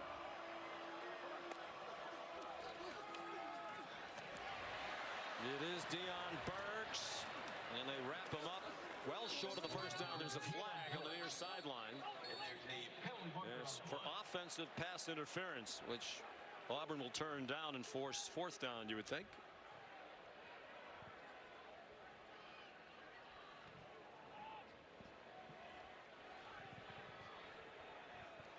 Pass interference. Offense. Number 5. That penalty's declined. 4th down. Second time today, Isaiah Satane has been called for that. And very similar to the one we saw a little bit earlier. This time it's even more blatant. He goes right out towards Kayan Lee. I mean, what usually offenses would call it like a rub. You know, that doesn't sound so, quote, illegal. Yeah. That right there is just a bona fide pick. I mean, that's a pick and roll all the way to the hole right there. Well, how many things has he been involved in? He had the fumble that turned out not to be a fumble. The fumble originally returned for a defensive touchdown by Auburn. He's had 2 of those pick calls now. He was the player who scored the Oklahoma touchdown when he should have been flagged. And now the officials are going to chat. They had been relatively understated here in the first 10 minutes of this quarter. Relatively. Probably worn out. I would think they might have taken naps at the half. Hugh Freeze has his job in large part because Brent Venables doesn't. There was clarification on whose helmet came off. Brent Venables turned down the Auburn head coaching job prior to the 2021 season. So it was a tough decision. We've been told by some he actually accepted it and changed his mind, citing a lack of alignment. They hired Brian Harsin. That didn't go well. 11 seconds. And then he was replaced by Hugh Freeze. Brent Venables went back to Clemson for 1 more year after turning down the Auburn job, and then came here to Oklahoma, where there's great alignment, thanks in large part to the stability of one of the great athletic directors of all time, Joe Castiglione, who's been here since the late 90s. Not a good punt by Grayson Miller. He got plenty on the bounce.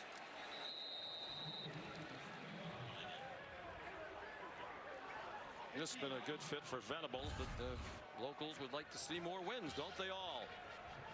The numbers and the rushing numbers impacted by the 8 sacks. If you look at the passing numbers, I mean, it's really just been 2 massive plays by Cam Coleman down the field. So just the consistency in the passing game hasn't quite been there, but Cam Coleman's been a bit quiet here in the second half. You got to get him re-engaged, get him back involved, get him a touch on this drive. Oklahoma had the ball on that possession for just 1 minute and 9 seconds. Under 5 to go, 3rd quarter. Can either offense make a big play that isn't wiped out by a penalty or a replay review? Jeremiah Cobb. Jeremiah Cobb stays on his feet. Where has he been all afternoon? Our Mason Thomas finally ran him down. That's a 44-yard run.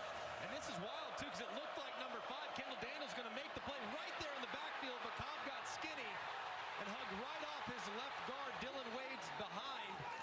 Somehow found his way to the second level, and you saw some of the speed in the open field. Had 314 rushing yards through the first 3 games. That was 2nd in the SEC.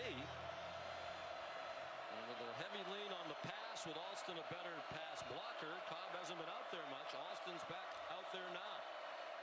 And stays in the pass block. They have an open receiver. And it's an incomplete pass.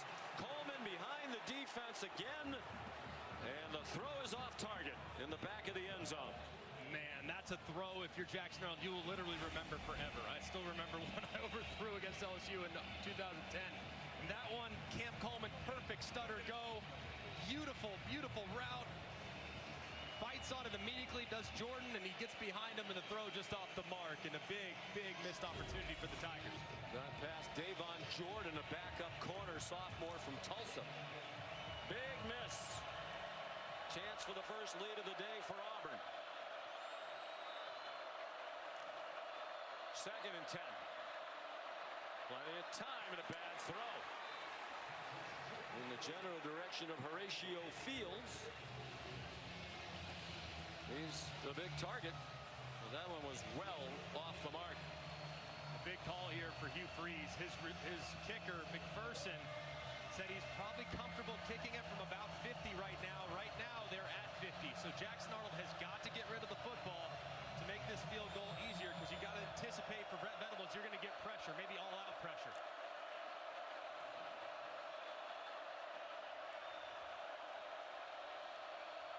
They bring Alston back to the right hip of Arnold. Couple of errant passes when there were plays to be made, and now a flag thrown by the line judge on the near side for a false start. Before the snap, I'll start. Offense, number 65. That one might definitely take them out of a field goal try now. Xavier Chaplin, the left tackle. 5th penalty on the offensive line. Now, I don't think you're going to get that blitz look from Oklahoma. They're already out of field goal range, so why try to knock them out? I would anticipate Oklahoma trying to keep everything in front of them. And if you're Auburn, probably thinking some type of quick screen, some high percentage throw to make this field goal a little easier. Unless you get Coleman in one-on-one.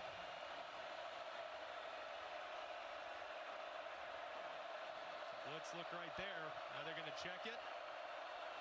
And they hold up long enough to get a look towards their top wide receiver at the top of the screen. Pressure coming. Malcolm Simmons. Run after the catch gets them down to the 32. Hugh Freeze said yesterday he thought McPherson might be able to make a 50-yarder, but that Alex would tell him after the warm-up how he feels. So apparently it's a little bit out of his range, so they're going to try Connor Gibbs for a 50-yard field goal, which would tie it.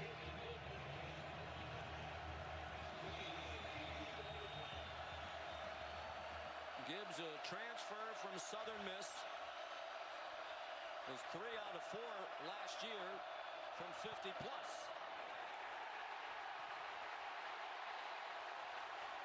From 50, low and wide right.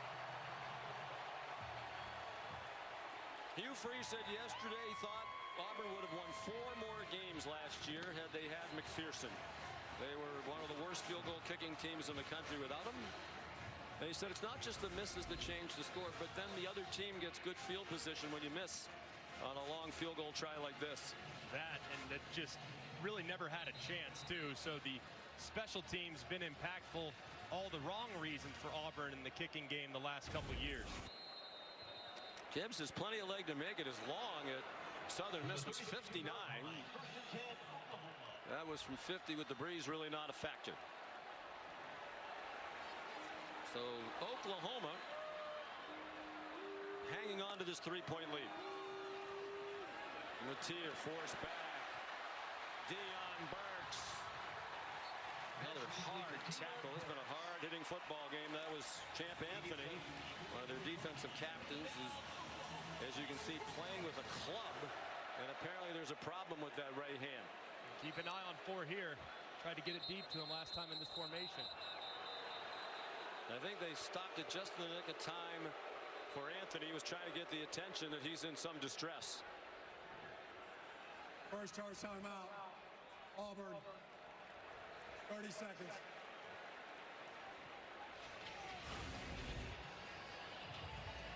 Big collision there between Burks and Anthony. Burks not a big guy, but so explosive. So he goes to the ground, and nothing that would indicate anything too significant there, but some discomfort like you referenced. He's pointing to the sideline, waving to the sideline, looking for some help.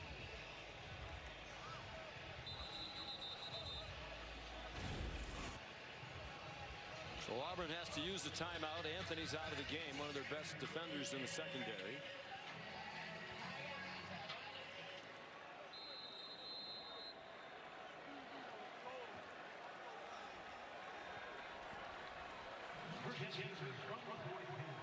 Them doing this little muddle huddle, it might make you think they're going to run to the line real quick, heavy play action, take a shot. Let's see what they do. Or unbalanced with the tackle on the right side. Matier, design rollout to the right, slings it to midfield, caught out of bounds. Satania, short of the first down. Matier does have that three-quarter delivery ordinarily. Says back in the day, some coaches tried to change it, but now the attitude of it doesn't. If it isn't broken, don't fix it. He was a baseball player, very good one. Thought about playing college baseball instead of football for a long time. He was a shortstop. They bring a blitz from a couple of directions and a big tackle, or else Satania might have been on his way. It's a 12-yard gain for Oklahoma, but Anquan Figgins might have saved the touchdown with the trip. Under 2 minutes to go, third quarter. Now they get to the huddle really quickly. Those receivers get wide. Now with only 5 in the box, defensively, you might be anticipating run. That's why you get those splits as wide as you can. Matier down the middle, flags everywhere. Canick the catch. And it stands. It's a first down inside the 20 to Jaron Canick. And apparently it's going to stand. They're not bringing the ball back. There are 2 flags. Holding defense number 24. That penalty decline. Results of the play. First down. Kieron Crawford. And it just goes to show you how much faith they have in Matier's arm and his accuracy. I mean, that box count right there, 5 in the box with 5 blockers, that's inviting run all day long. Instead, they say, forget about it. We don't care about the box count. We're going to take a shot. And Canick goes up and makes a nice play. He's been a standout in his first year at tight end. Came into today 245 receiving yards, leading Oklahoma and leading all tight ends in the country. Deion Burks tackled by Jared Smith. Brown wanted a horse collar. One was called earlier against Oklahoma, but in this case it looked like they grabbed the side, the shoulder, but not in the actual collar itself or on the nameplate. So I think it's a correct call. Yeah, he has him by the sleeve. And very little arguing on that Oklahoma sideline. It was right in front of them. Under a minute to go in the third quarter. 2nd and 13 from the 21. Pressure. Matier dumped it off. Satania short of the first down. Excuse me, Keontae Lewis.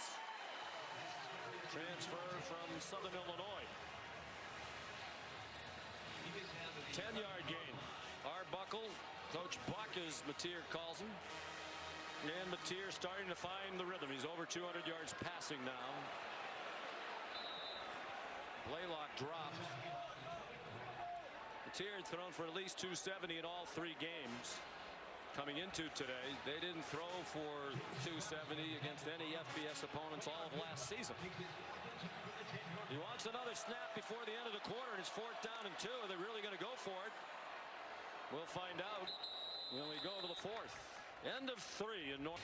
With a 3-point Oklahoma lead, the Sooners have it 4th down and 2 at the Auburn 10, and Brent Venables has the field goal team on. Tate Sandell has already made 2. This is a 28-yard attempt.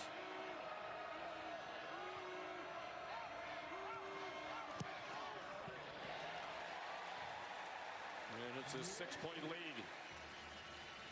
Well, Brent Venables is the defensive play caller. He took that back this year. So a lot of times when the head coach is calling the plays on one side of the ball, the other, he has somebody on his staff who's particularly helpful in helping manage game situations, timeouts, and that sort of thing. And Brent Venables told us yesterday that man has been Kevin Wilson, longtime assistant here at Oklahoma, back in the Bob Stoops era. A lot of that time, Brent Venables was also on the staff. Coach Stoops is here today. Of course, he went on to be the head coach at Indiana and Tulsa. And that's a great resource to have. A guy who's led a team before. Tremendous. And just has a great feel for the team, feel for the game, has been around for a very long time. So while some rely exclusively on analytics and things like that and win probability, to have that plus an experienced head coach to rely on as a sounding board is tremendous. And I agree with the decision to kick the field goal. Total defensive game like this, make Auburn have to score a touchdown to beat you. Especially with how Oklahoma has struggled to run the football today. So picking up a 4th and 2 is no picnic. Sandell, the kickoff. It lands in the back of the end zone. So Jackson Arnold, the quarterback here at Oklahoma the last 2 years, last season as the starter. On his return to Norman, 15 for 24 for 173 and a touchdown. He still has not thrown an interception. That is 247 straight passes without a pick. That dates back to the game that he was yanked as the starter last year in the game against Tennessee. 4th game of the year, 7 for 16 with an interception. They pulled him. Michael Hawkins Jr. came in, was the starter until Arnold replaced him off the bench in game 7 and started the rest of the way. Plenty of time again. Damari Alston to the 37-yard line. Jackson Arnold credited with 13 rushes for -20, but then again, all the sacks come off his rushing total. On that play, that kind of showed Jackson Arnold's maturity. They call a shot play with max protection, and the safety stays way over the top of Cam Coleman, decides to check it down, pick up a 1st down on the underneath throw. Now that safety is really talking him out of throwing it anywhere deep over to the left-hand side. Alston again weaves his way across the 40 before he is stacked up by a defense led by Peyton Bowen. You have a receiver that's as good as Cam Coleman. Naturally, he's probably going to get doubled a lot. So you got to have someone on the other side that you have tremendous faith in. That's why you go to the portal and you go get a guy like Eric Singleton. If they're going to double 8, one has to be the guy that can win over the top and get behind the defense.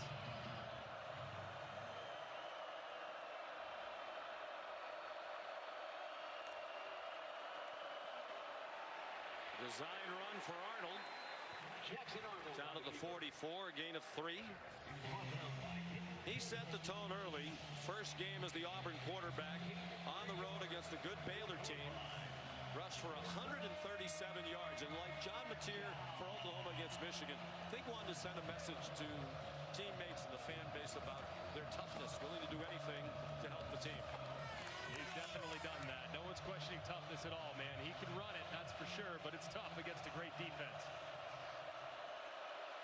We're 1 out of 10 on 3rd down.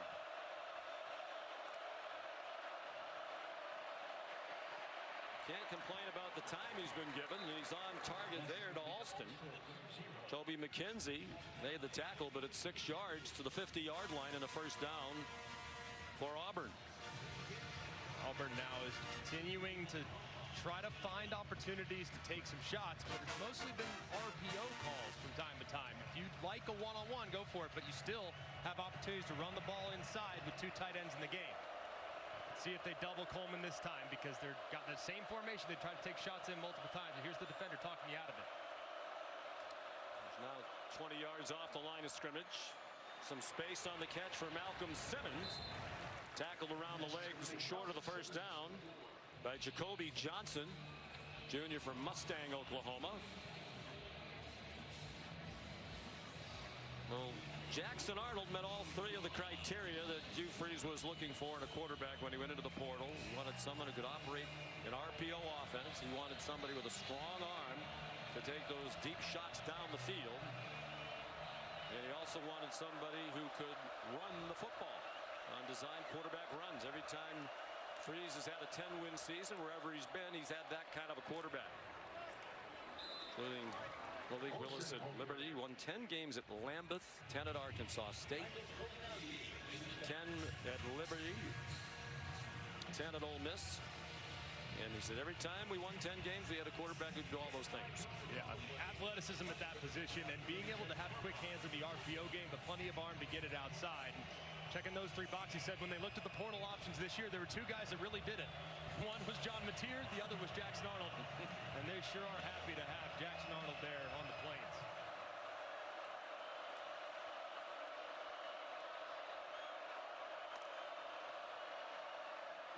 He pulled it down. Looked like he had a lane to his left, but he got smothered for a loss by Dominic Williams, the senior from Torrance, California, transfer from TCU. And these twists have been giving Auburn some fits all day. This time it's a TT, that's tackle twist. And Dom's able to drop him behind the line of scrimmage. And both teams have done a really good job, don't you think, Greg, in putting pressure on the quarterback, particularly Oklahoma's defense, but also maintaining discipline in their rush lanes. They really have, because both quarterbacks are a tremendous threat to take off and run and beat you. Here it's looking like blitz. On 2nd and 14 with Alston, the running back. Throw out wide. Singleton stayed on his feet. Got back to the original line of scrimmage, but they're going to need close to 10 on 3rd down. Kendall Daniels missed the tackle, and then Sammy Omosigo was there. Omosigo's moved from will linebacker to the middle this year. What does Brent Venables do here? 3rd and 10. They go after. They've called pressure multiple times here in this situation. Do they call pressure again, or do they drop out? Because it's looking like max protect. Here's where they show their pressure. Do they bring it or do they drop out? Auburn makes their check, anticipating pressure. Looks like they might stand it this time. Need a snap. Play clock at 1. That's going to be a double pass toward the end zone and incomplete. Man, it looked like for a moment there was going to be a pass interference at the end of this. It looked like, you'll see quickly, he'll drop back, and then there's a deep ball going this direction. It's well executed. The throw hangs too long, but as the receiver is wide open, look at the close. It looked like contact was pretty close right there. There's the contact. That's got to be pass interference, and a big one let off the hook there from Oklahoma. Gentry Williams had the coverage.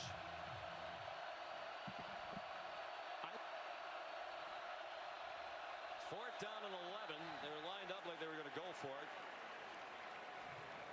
Second charge timeout. I think with this much time, punting the ball. Let's take a look at this last play from the AT&T connected cam. You see the back judge desperately trying to get out of the way of where the ball's about to land, but I think he missed one there. I think the defender is there way too early, collisions the receiver, impacts his ability to make a play, and that should have been called pass interference.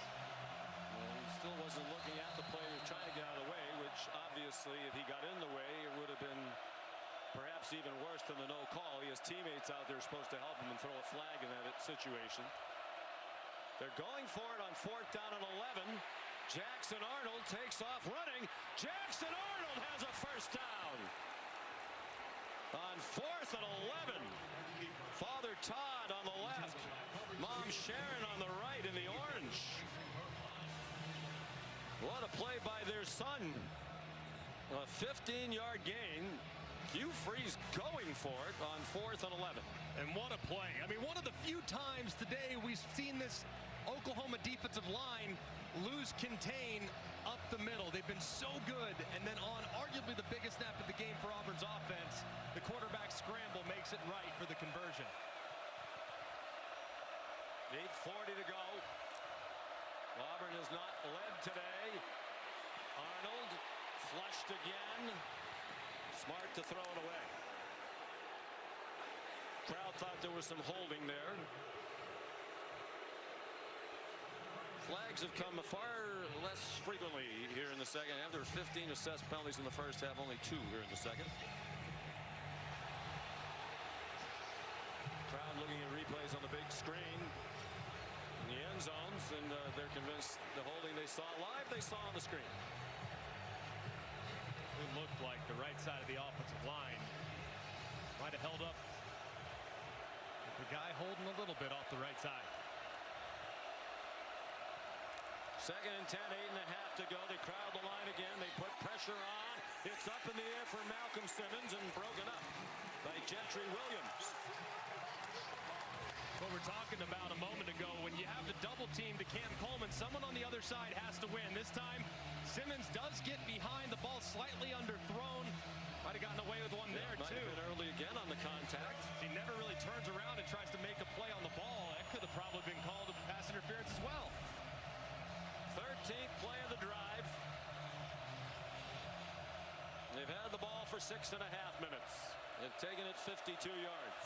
Seen all their pressure adjustments the last couple series. What did they do this time? Looking like pressure, all-out blitz. Where are you going to throw it? Find your one-on-one. Arnold, plenty of time. Caught, taken down just short of the first down is Horatio Fields. Well, here comes another 4th down. They went for it on 4th and 11 and converted. And I think, given the way this game's gone, Greg, don't you just have to go for this? I think you do. You did on 4th and 11 a moment ago. I would anticipate you doing it again here. And they said earlier, 5 for 5 on 4th downs this year, 4 for 4 on 4th and 1s. All 4 of those conversions with Jackson Arnold's legs. Anticipate quarterback run here on 4th and short. 1 for 2 on 4th down today. Alston, the running back. He got tangled up, but the play won't count. They've stopped it. Flags and whistles. That was a disaster waiting to happen for Hugh Freeze. All start. Offense, number 65. Their penalty. 4th down. Xavier Chaplin. Big play call here for Coach Freeze. Now it's 6 yards to go. And it might have been a blessing in disguise because this play was not going to pick up that first down as Alston jumped to the outside. But 65, Chaplin leaning just a bit before the ball is snapped. 10 Auburn penalties, 6 against the offensive line. Midway through the 4th quarter, Oklahoma leading by 6. But Auburn's in the red zone.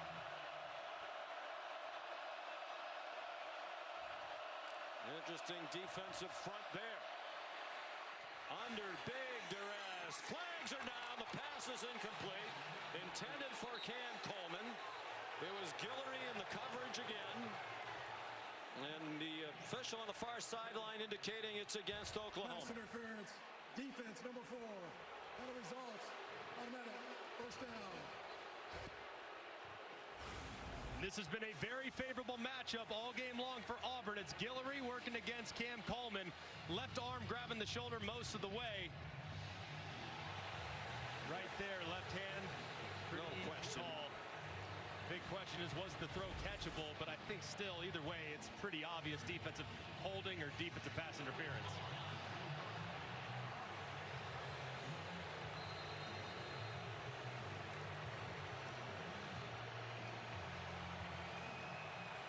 First and goal at the 4. 3 tight ends on the field for Coach Freeze. Simmons breaks a tackle. Touchdown, Auburn. Malcolm Simmons has tied the game with 7:08 to go.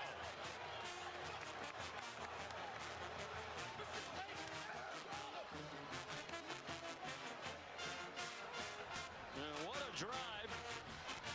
Led by the former Sooner Jackson Arnold, the key play of the game so far. His run for the first down on 4th and 11. Mom beaming with pride, as she should be. They endured a very rough year here last year when he was a Sooner. So here's McPherson to give Auburn its first lead of the day.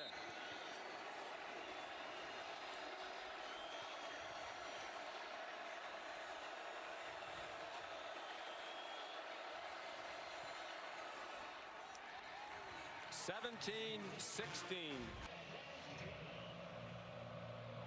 Oklahoma trails for the first time this season in the 4th quarter of its 4th game of the year. Connor Gibbs the kickoff. Jacob Jordan won't try to run it back as it lands in the back of the end zone. And this was a really good read here by Jackson Arnold. You're going to see the sweep read, but look at his eyes on the left-hand side. He sees those Oklahoma defenders stay inside. A great block by Frazier, 87 to the outside as the progressive pylon cam gives you a look at that block, and Simmons hugs it for a nice touchdown run.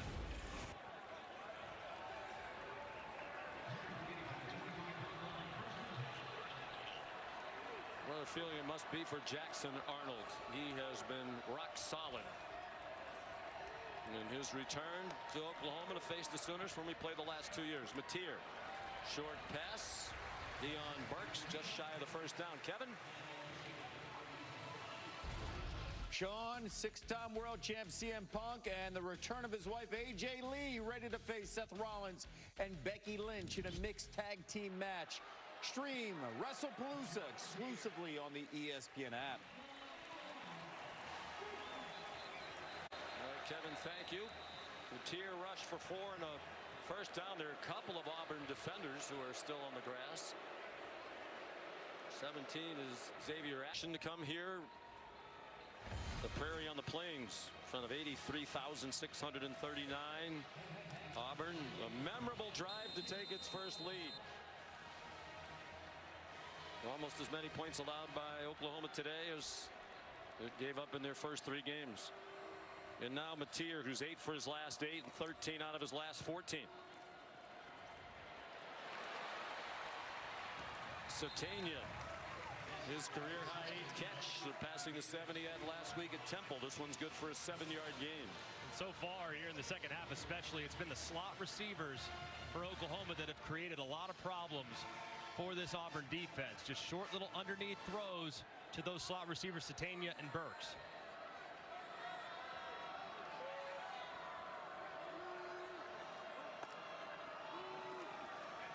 Four-man rush, well blocked. Here's Kanik. First down to the 40-yard line, tackled by Rayshon Pleasant.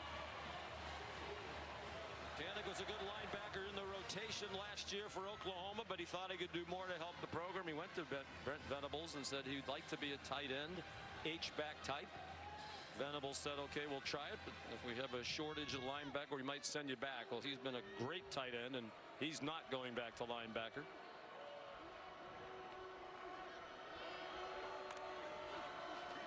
Here comes a blitz. Matier got it off. A deep throw. Caught by Satania. Out of bounds, say the officials. That he was juggling the ball. Sylvester Smith had the coverage. Looked like initially he was going to reel it in, and Smith gets that left hand in, just never could secure it as it bounces all the way almost into the stands. But a perfect throw there, and one that you'd love to have your slot receiver reel in. But a good job by Smith playing all the way through it. I think they're going to review this one. And I would like to bring in Matt Austin. Matt, my question would be, we hear so much, but you have to finish the catch. But it looks like he has possession as he goes across the boundary. He takes a couple of more steps to where the play should be dead. So, I mean, how long does he have to have the ball in his possession? Well, what the replay official has to decide, is he an upright receiver or is he going to ground to make the catch? I say he's an upright receiver, so he does not have to survive the ground. He's only going to the ground because the defender's tackling him going out of bounds. When we talk about catches, we talk about a second act. If we're making a football move, that doesn't necessarily be limited to the offense. Not to interrupt, Matt, I think the question now is, did he have possession of the ball, or was it sliding around that whole time, never really fully in his grasp? It looked to me like he had complete control of it until they got out of bounds and it was swatted away by the defense. And this is a good look at it right here. Watch the right hand. It feels secure. It's secured right there. It's secured right there. Right hand still secure all the way through, still secure at this point. And now that's when it gets dislodged. So I'm with you guys. I think this one could be overturned after looking at it again. I mean, there have been a lot of big and bizarre plays in this game, and it feels like Satania's been involved in every one of them. After further review, the receiver did complete the catch. There was contact afterwards. First down.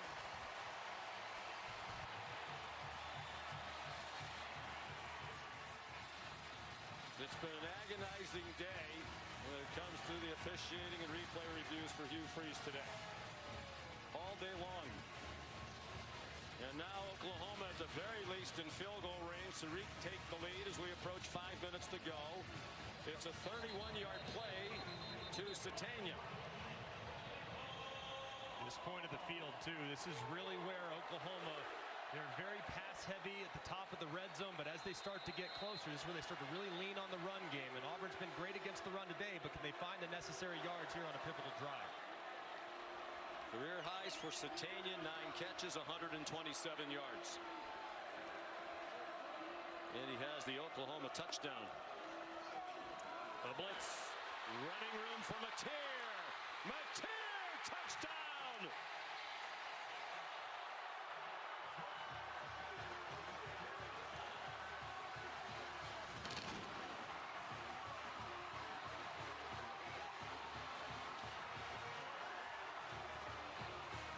His 10th straight game with both a rushing touchdown and a passing touchdown. And they will go for 2 to try to make it a 7-point lead with 4:54 to go. Mateer's 5th rushing touchdown of the season.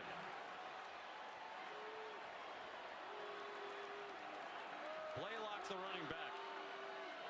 Will it be Mateer again? No, he's going to sling it. Well, he might have hit a couple of Oklahoma receivers on the way across the back line. That was Go for Dose, brought to you by Dos Equis. They come up empty. And this is just a great recognition by Mateer. Look at all those defensive bodies to the left-hand side, but just 2 play sides. So what does he do? Drops back, goes immediately. Outstanding instincts. You got great numbers. They're light on the right side. Take advantage with your legs. You got hat on a hat blocking. And it's nothing between the end zone but one defender who Mateer will gladly take on for the go-ahead score. Good block by Deion Burks on Rayon Strader to help him get across the goal line. The view from the progressive pylon cam, they cap a 75-yard drive in 6 plays. Helped by the replay review. Mateer was 6 for 6 passing for 62. He's completed his last 11. And they scored the rushing touchdown. Beautiful execution and rhythm on that drive for Oklahoma. I mean, that was a thing of beauty from start to finish. 10 straight games with both a passing and rushing touchdown back to last year for Mateer. It is the longest such streak in FBS football since De'Aaron King did it 16 games in a row. Houston and Miami, 2018 through 2020. The only others to do that in 9 or more games in a row, both a rushing and passing touchdown since 2000. Are Tim Tebow, Lamar Jackson, and Marcus Mariota, all 3 of whom won the Heisman Trophy. Pretty good list right there. So Jackson Arnold, it's going to be your turn.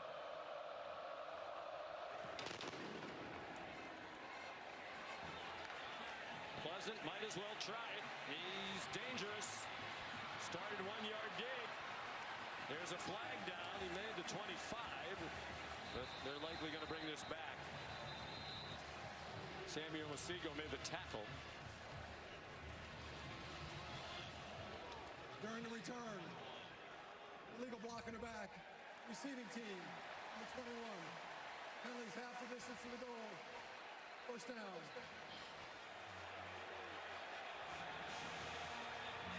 So here's Jackson Arnold. 20 for 31 for 211, a touchdown, still not an interception.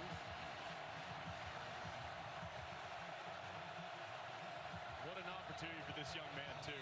I mean, you know he's been dreaming about it. He's tried to downplay it, but an opportunity to come back to a place that you called home and to steal one from him and to drive right in front of you has to be something that guys live for. He was under the radar all week, declined all media opportunities, probably on the advice of the coaching staff and sports information folks. Jeremiah Cobb gets 2. Molly? Well, after Auburn's last touchdown, the sideline erupted, coaches and players all yelling, except for quarterback Jackson Arnold, who went straight to his iPad. All business, watching that drive back, focusing on what he missed, where he can be better, and he is laser focused. And he told his team pregame, I will play my heart out to get this win. He's not celebrating or satisfied until this one's over, Sean. Alston, the running back, on 2nd down and 7. And the clock at issue with 4:10 to go. Just one timeout for Auburn. Flag down to the line of scrimmage. Arnold scurries out of bounds near the 13. Flag thrown on the far sideline.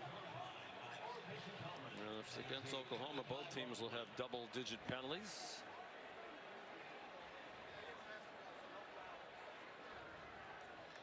There is no foul for an illegal formation. The results of the play stands. Third down.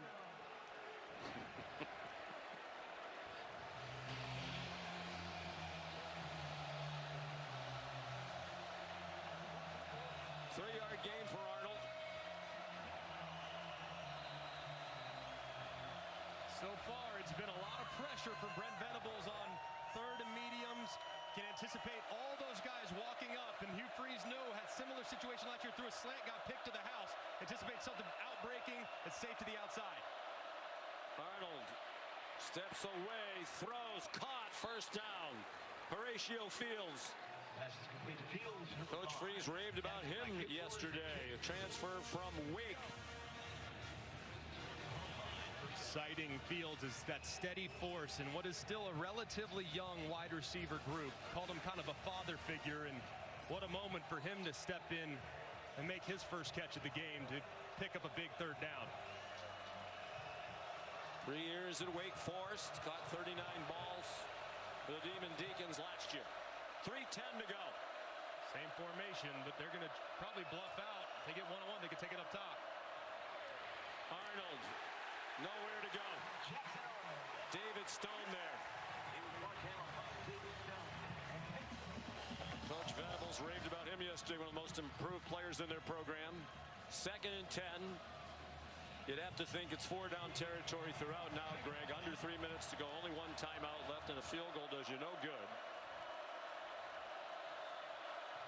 These safeties kind of sneaking around right here. What do they do?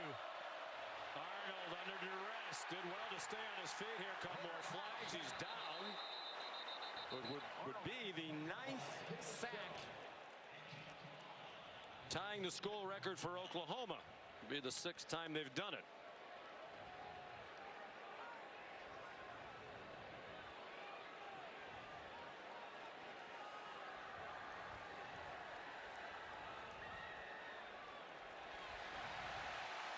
Holding. Offense. Number 75. 10-yard penalty. 2nd down. Connor Lew, the center. So it will not be a record-setting sack. Brent Venables decided to take the penalty. Additional lost yards for Auburn, but they get the down over again. The play was a loss of 2.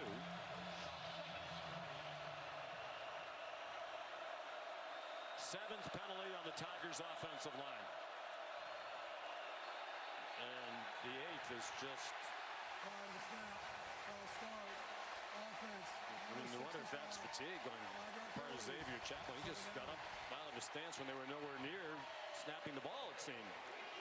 That's 3 or 4, it feels like, on him by himself, saying to his quarterback, I can't hear you. And it's not going to get much easier as they back closer to what is a very loud section of the stadium. 6 false start penalties on the O-line, 2 holding calls. It's a loud building with a sellout crowd of more than 83,000. And they didn't get it off before the 2-minute timeout. Their whistle sounding. Arnold got rid of it in the end zone, but I don't think that's going to count. All here for Jackson Arnold. You still got 3 downs to get it, so try to get half of it back right now to set up 3rd and 12 or better. They need 92 yards in 2 minutes with 1 timeout. He did well to get out of the end zone. He got barely across the line of scrimmage. Run down again by David Stone.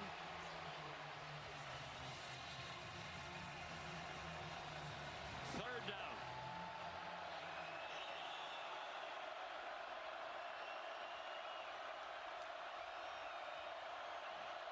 Arnold.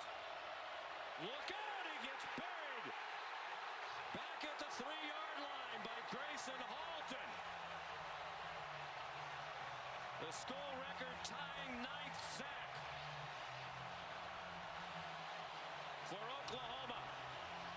6 times it has happened in their history. Last ditch for Hugh Freeze and the Tigers on 4th and 29. Throw a Hail Mary towards Cam Coleman. He goes down to the end zone, a safety. On the 10th sack, a fitting ending to this one. Although it's not over yet as they celebrate the sack by our Mason Thomas.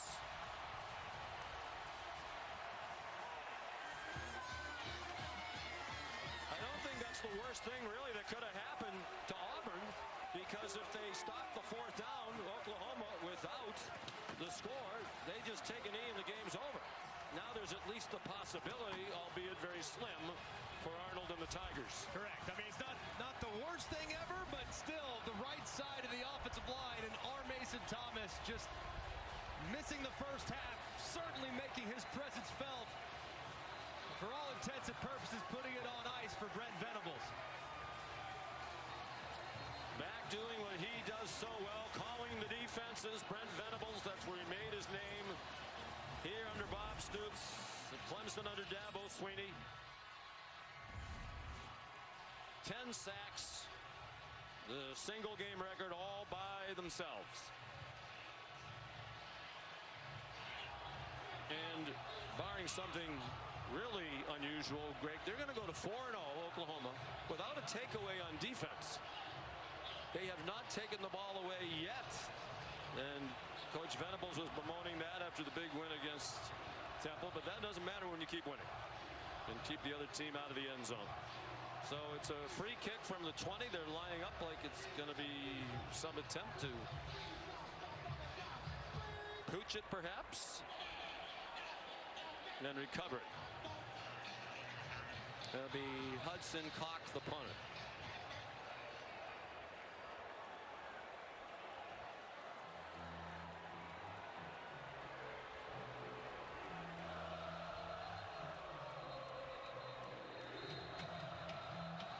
Timeout called by Oklahoma. First charge timeout. Oklahoma, 30 seconds.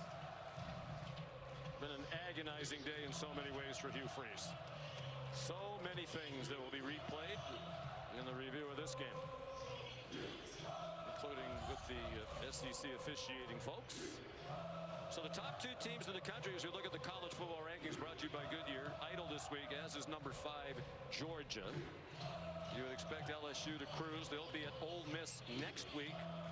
Our afternoon offering on ABC. Big one tonight in the Big Ten. Illinois and Indiana. Indiana haven't really played anybody just yet, and they'll get a top 10 Illinois team coming to town. But I have a feeling Indiana's got a couple things up their sleeve for that game. Will Brent Venables' team be in the top 10 next week? We'll see what happens ahead of them. You got a very strong argument. Part of that depends too on what happens with Michigan against Nebraska. If they get a win, that only strengthens their resume. Here comes the free kick again. Timeout came just before they tried it the first time. Has to go 10 yards. And the officials waving their arms. It is Oklahoma's ball. Didn't go 10. So that should do it. Brent Venables, some thought was on the hot seat at the end of last year. Gave $1 million in compensation back. He's a very well-liked guy. He's a good guy. He was here for a long time as an assistant. I mean, the locals are behind him and cheering for him, but at a certain point, you need to win. And this is going to be a huge win for him and for this program. And what a statement, too. I mean, offense didn't have, by any stretch, their best day. To win a game in the SEC with just 300 yards of total offense, -1 in the turnover margin, countless moments in which the ball could have bounced in either direction. You take this one and run. Hugh Freeze has to be disappointed with all the opportunities that seemingly got away from the Tigers. All John Matier needs to do is take a knee. Neither quarterback was a huge running threat today. Jackson Arnold had the big run on 4th and 11. But both defenses kept the running aspects of these opposing quarterbacks in check. But Matier 271 passing. That's 270 or more for the 4th straight game. And he's going to finish 11 for his last 11.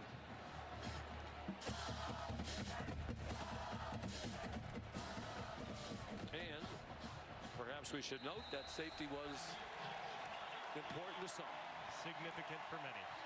as the game went off with Oklahoma as a 6.5-point favorite. And they win by 7 with those late 2 points.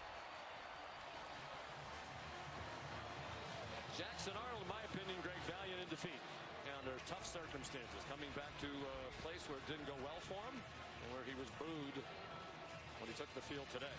I think he played really hard, and there were some mistakes made for sure. Love to see him take a few less sacks, get the ball out a little quicker, man. But, man, he answered a lot of questions today about his toughness, and should feel good about the effort. Here's Molly with John Mateer. John, your 5th rushing touchdown of the season puts you guys ahead. What was your mentality in the moments that mattered most tonight? Yeah, we didn't have a choice there. We didn't put ourselves in the best position, but we got it done, and that's what it's all about, coming together in the 4th quarter. That's what we train for. So. Your defense with 10 sacks today. That sets a school record. What is it like watching that group from the sideline? I mean, it's real fun to watch from the sideline, but it's not very fun to practice against. So we go against it all the time. That's an amazing group. They work so hard, and they deserve every bit of it. You told us that you embraced the pressure and the expectations. How has this group elevated you to be able to rise to those expectations? I mean, they all hold me accountable, and we all hold each other accountable, and we know what's going to happen in the end because we believe in each other. So that's the most fun part. Congrats on the win. Thank you. Thank you. John. An impressive young man on and off the field. Enjoyed our visit with him. All the intangibles that make him a very popular team leader. Chosen as one of their captains, even though he just arrived in January.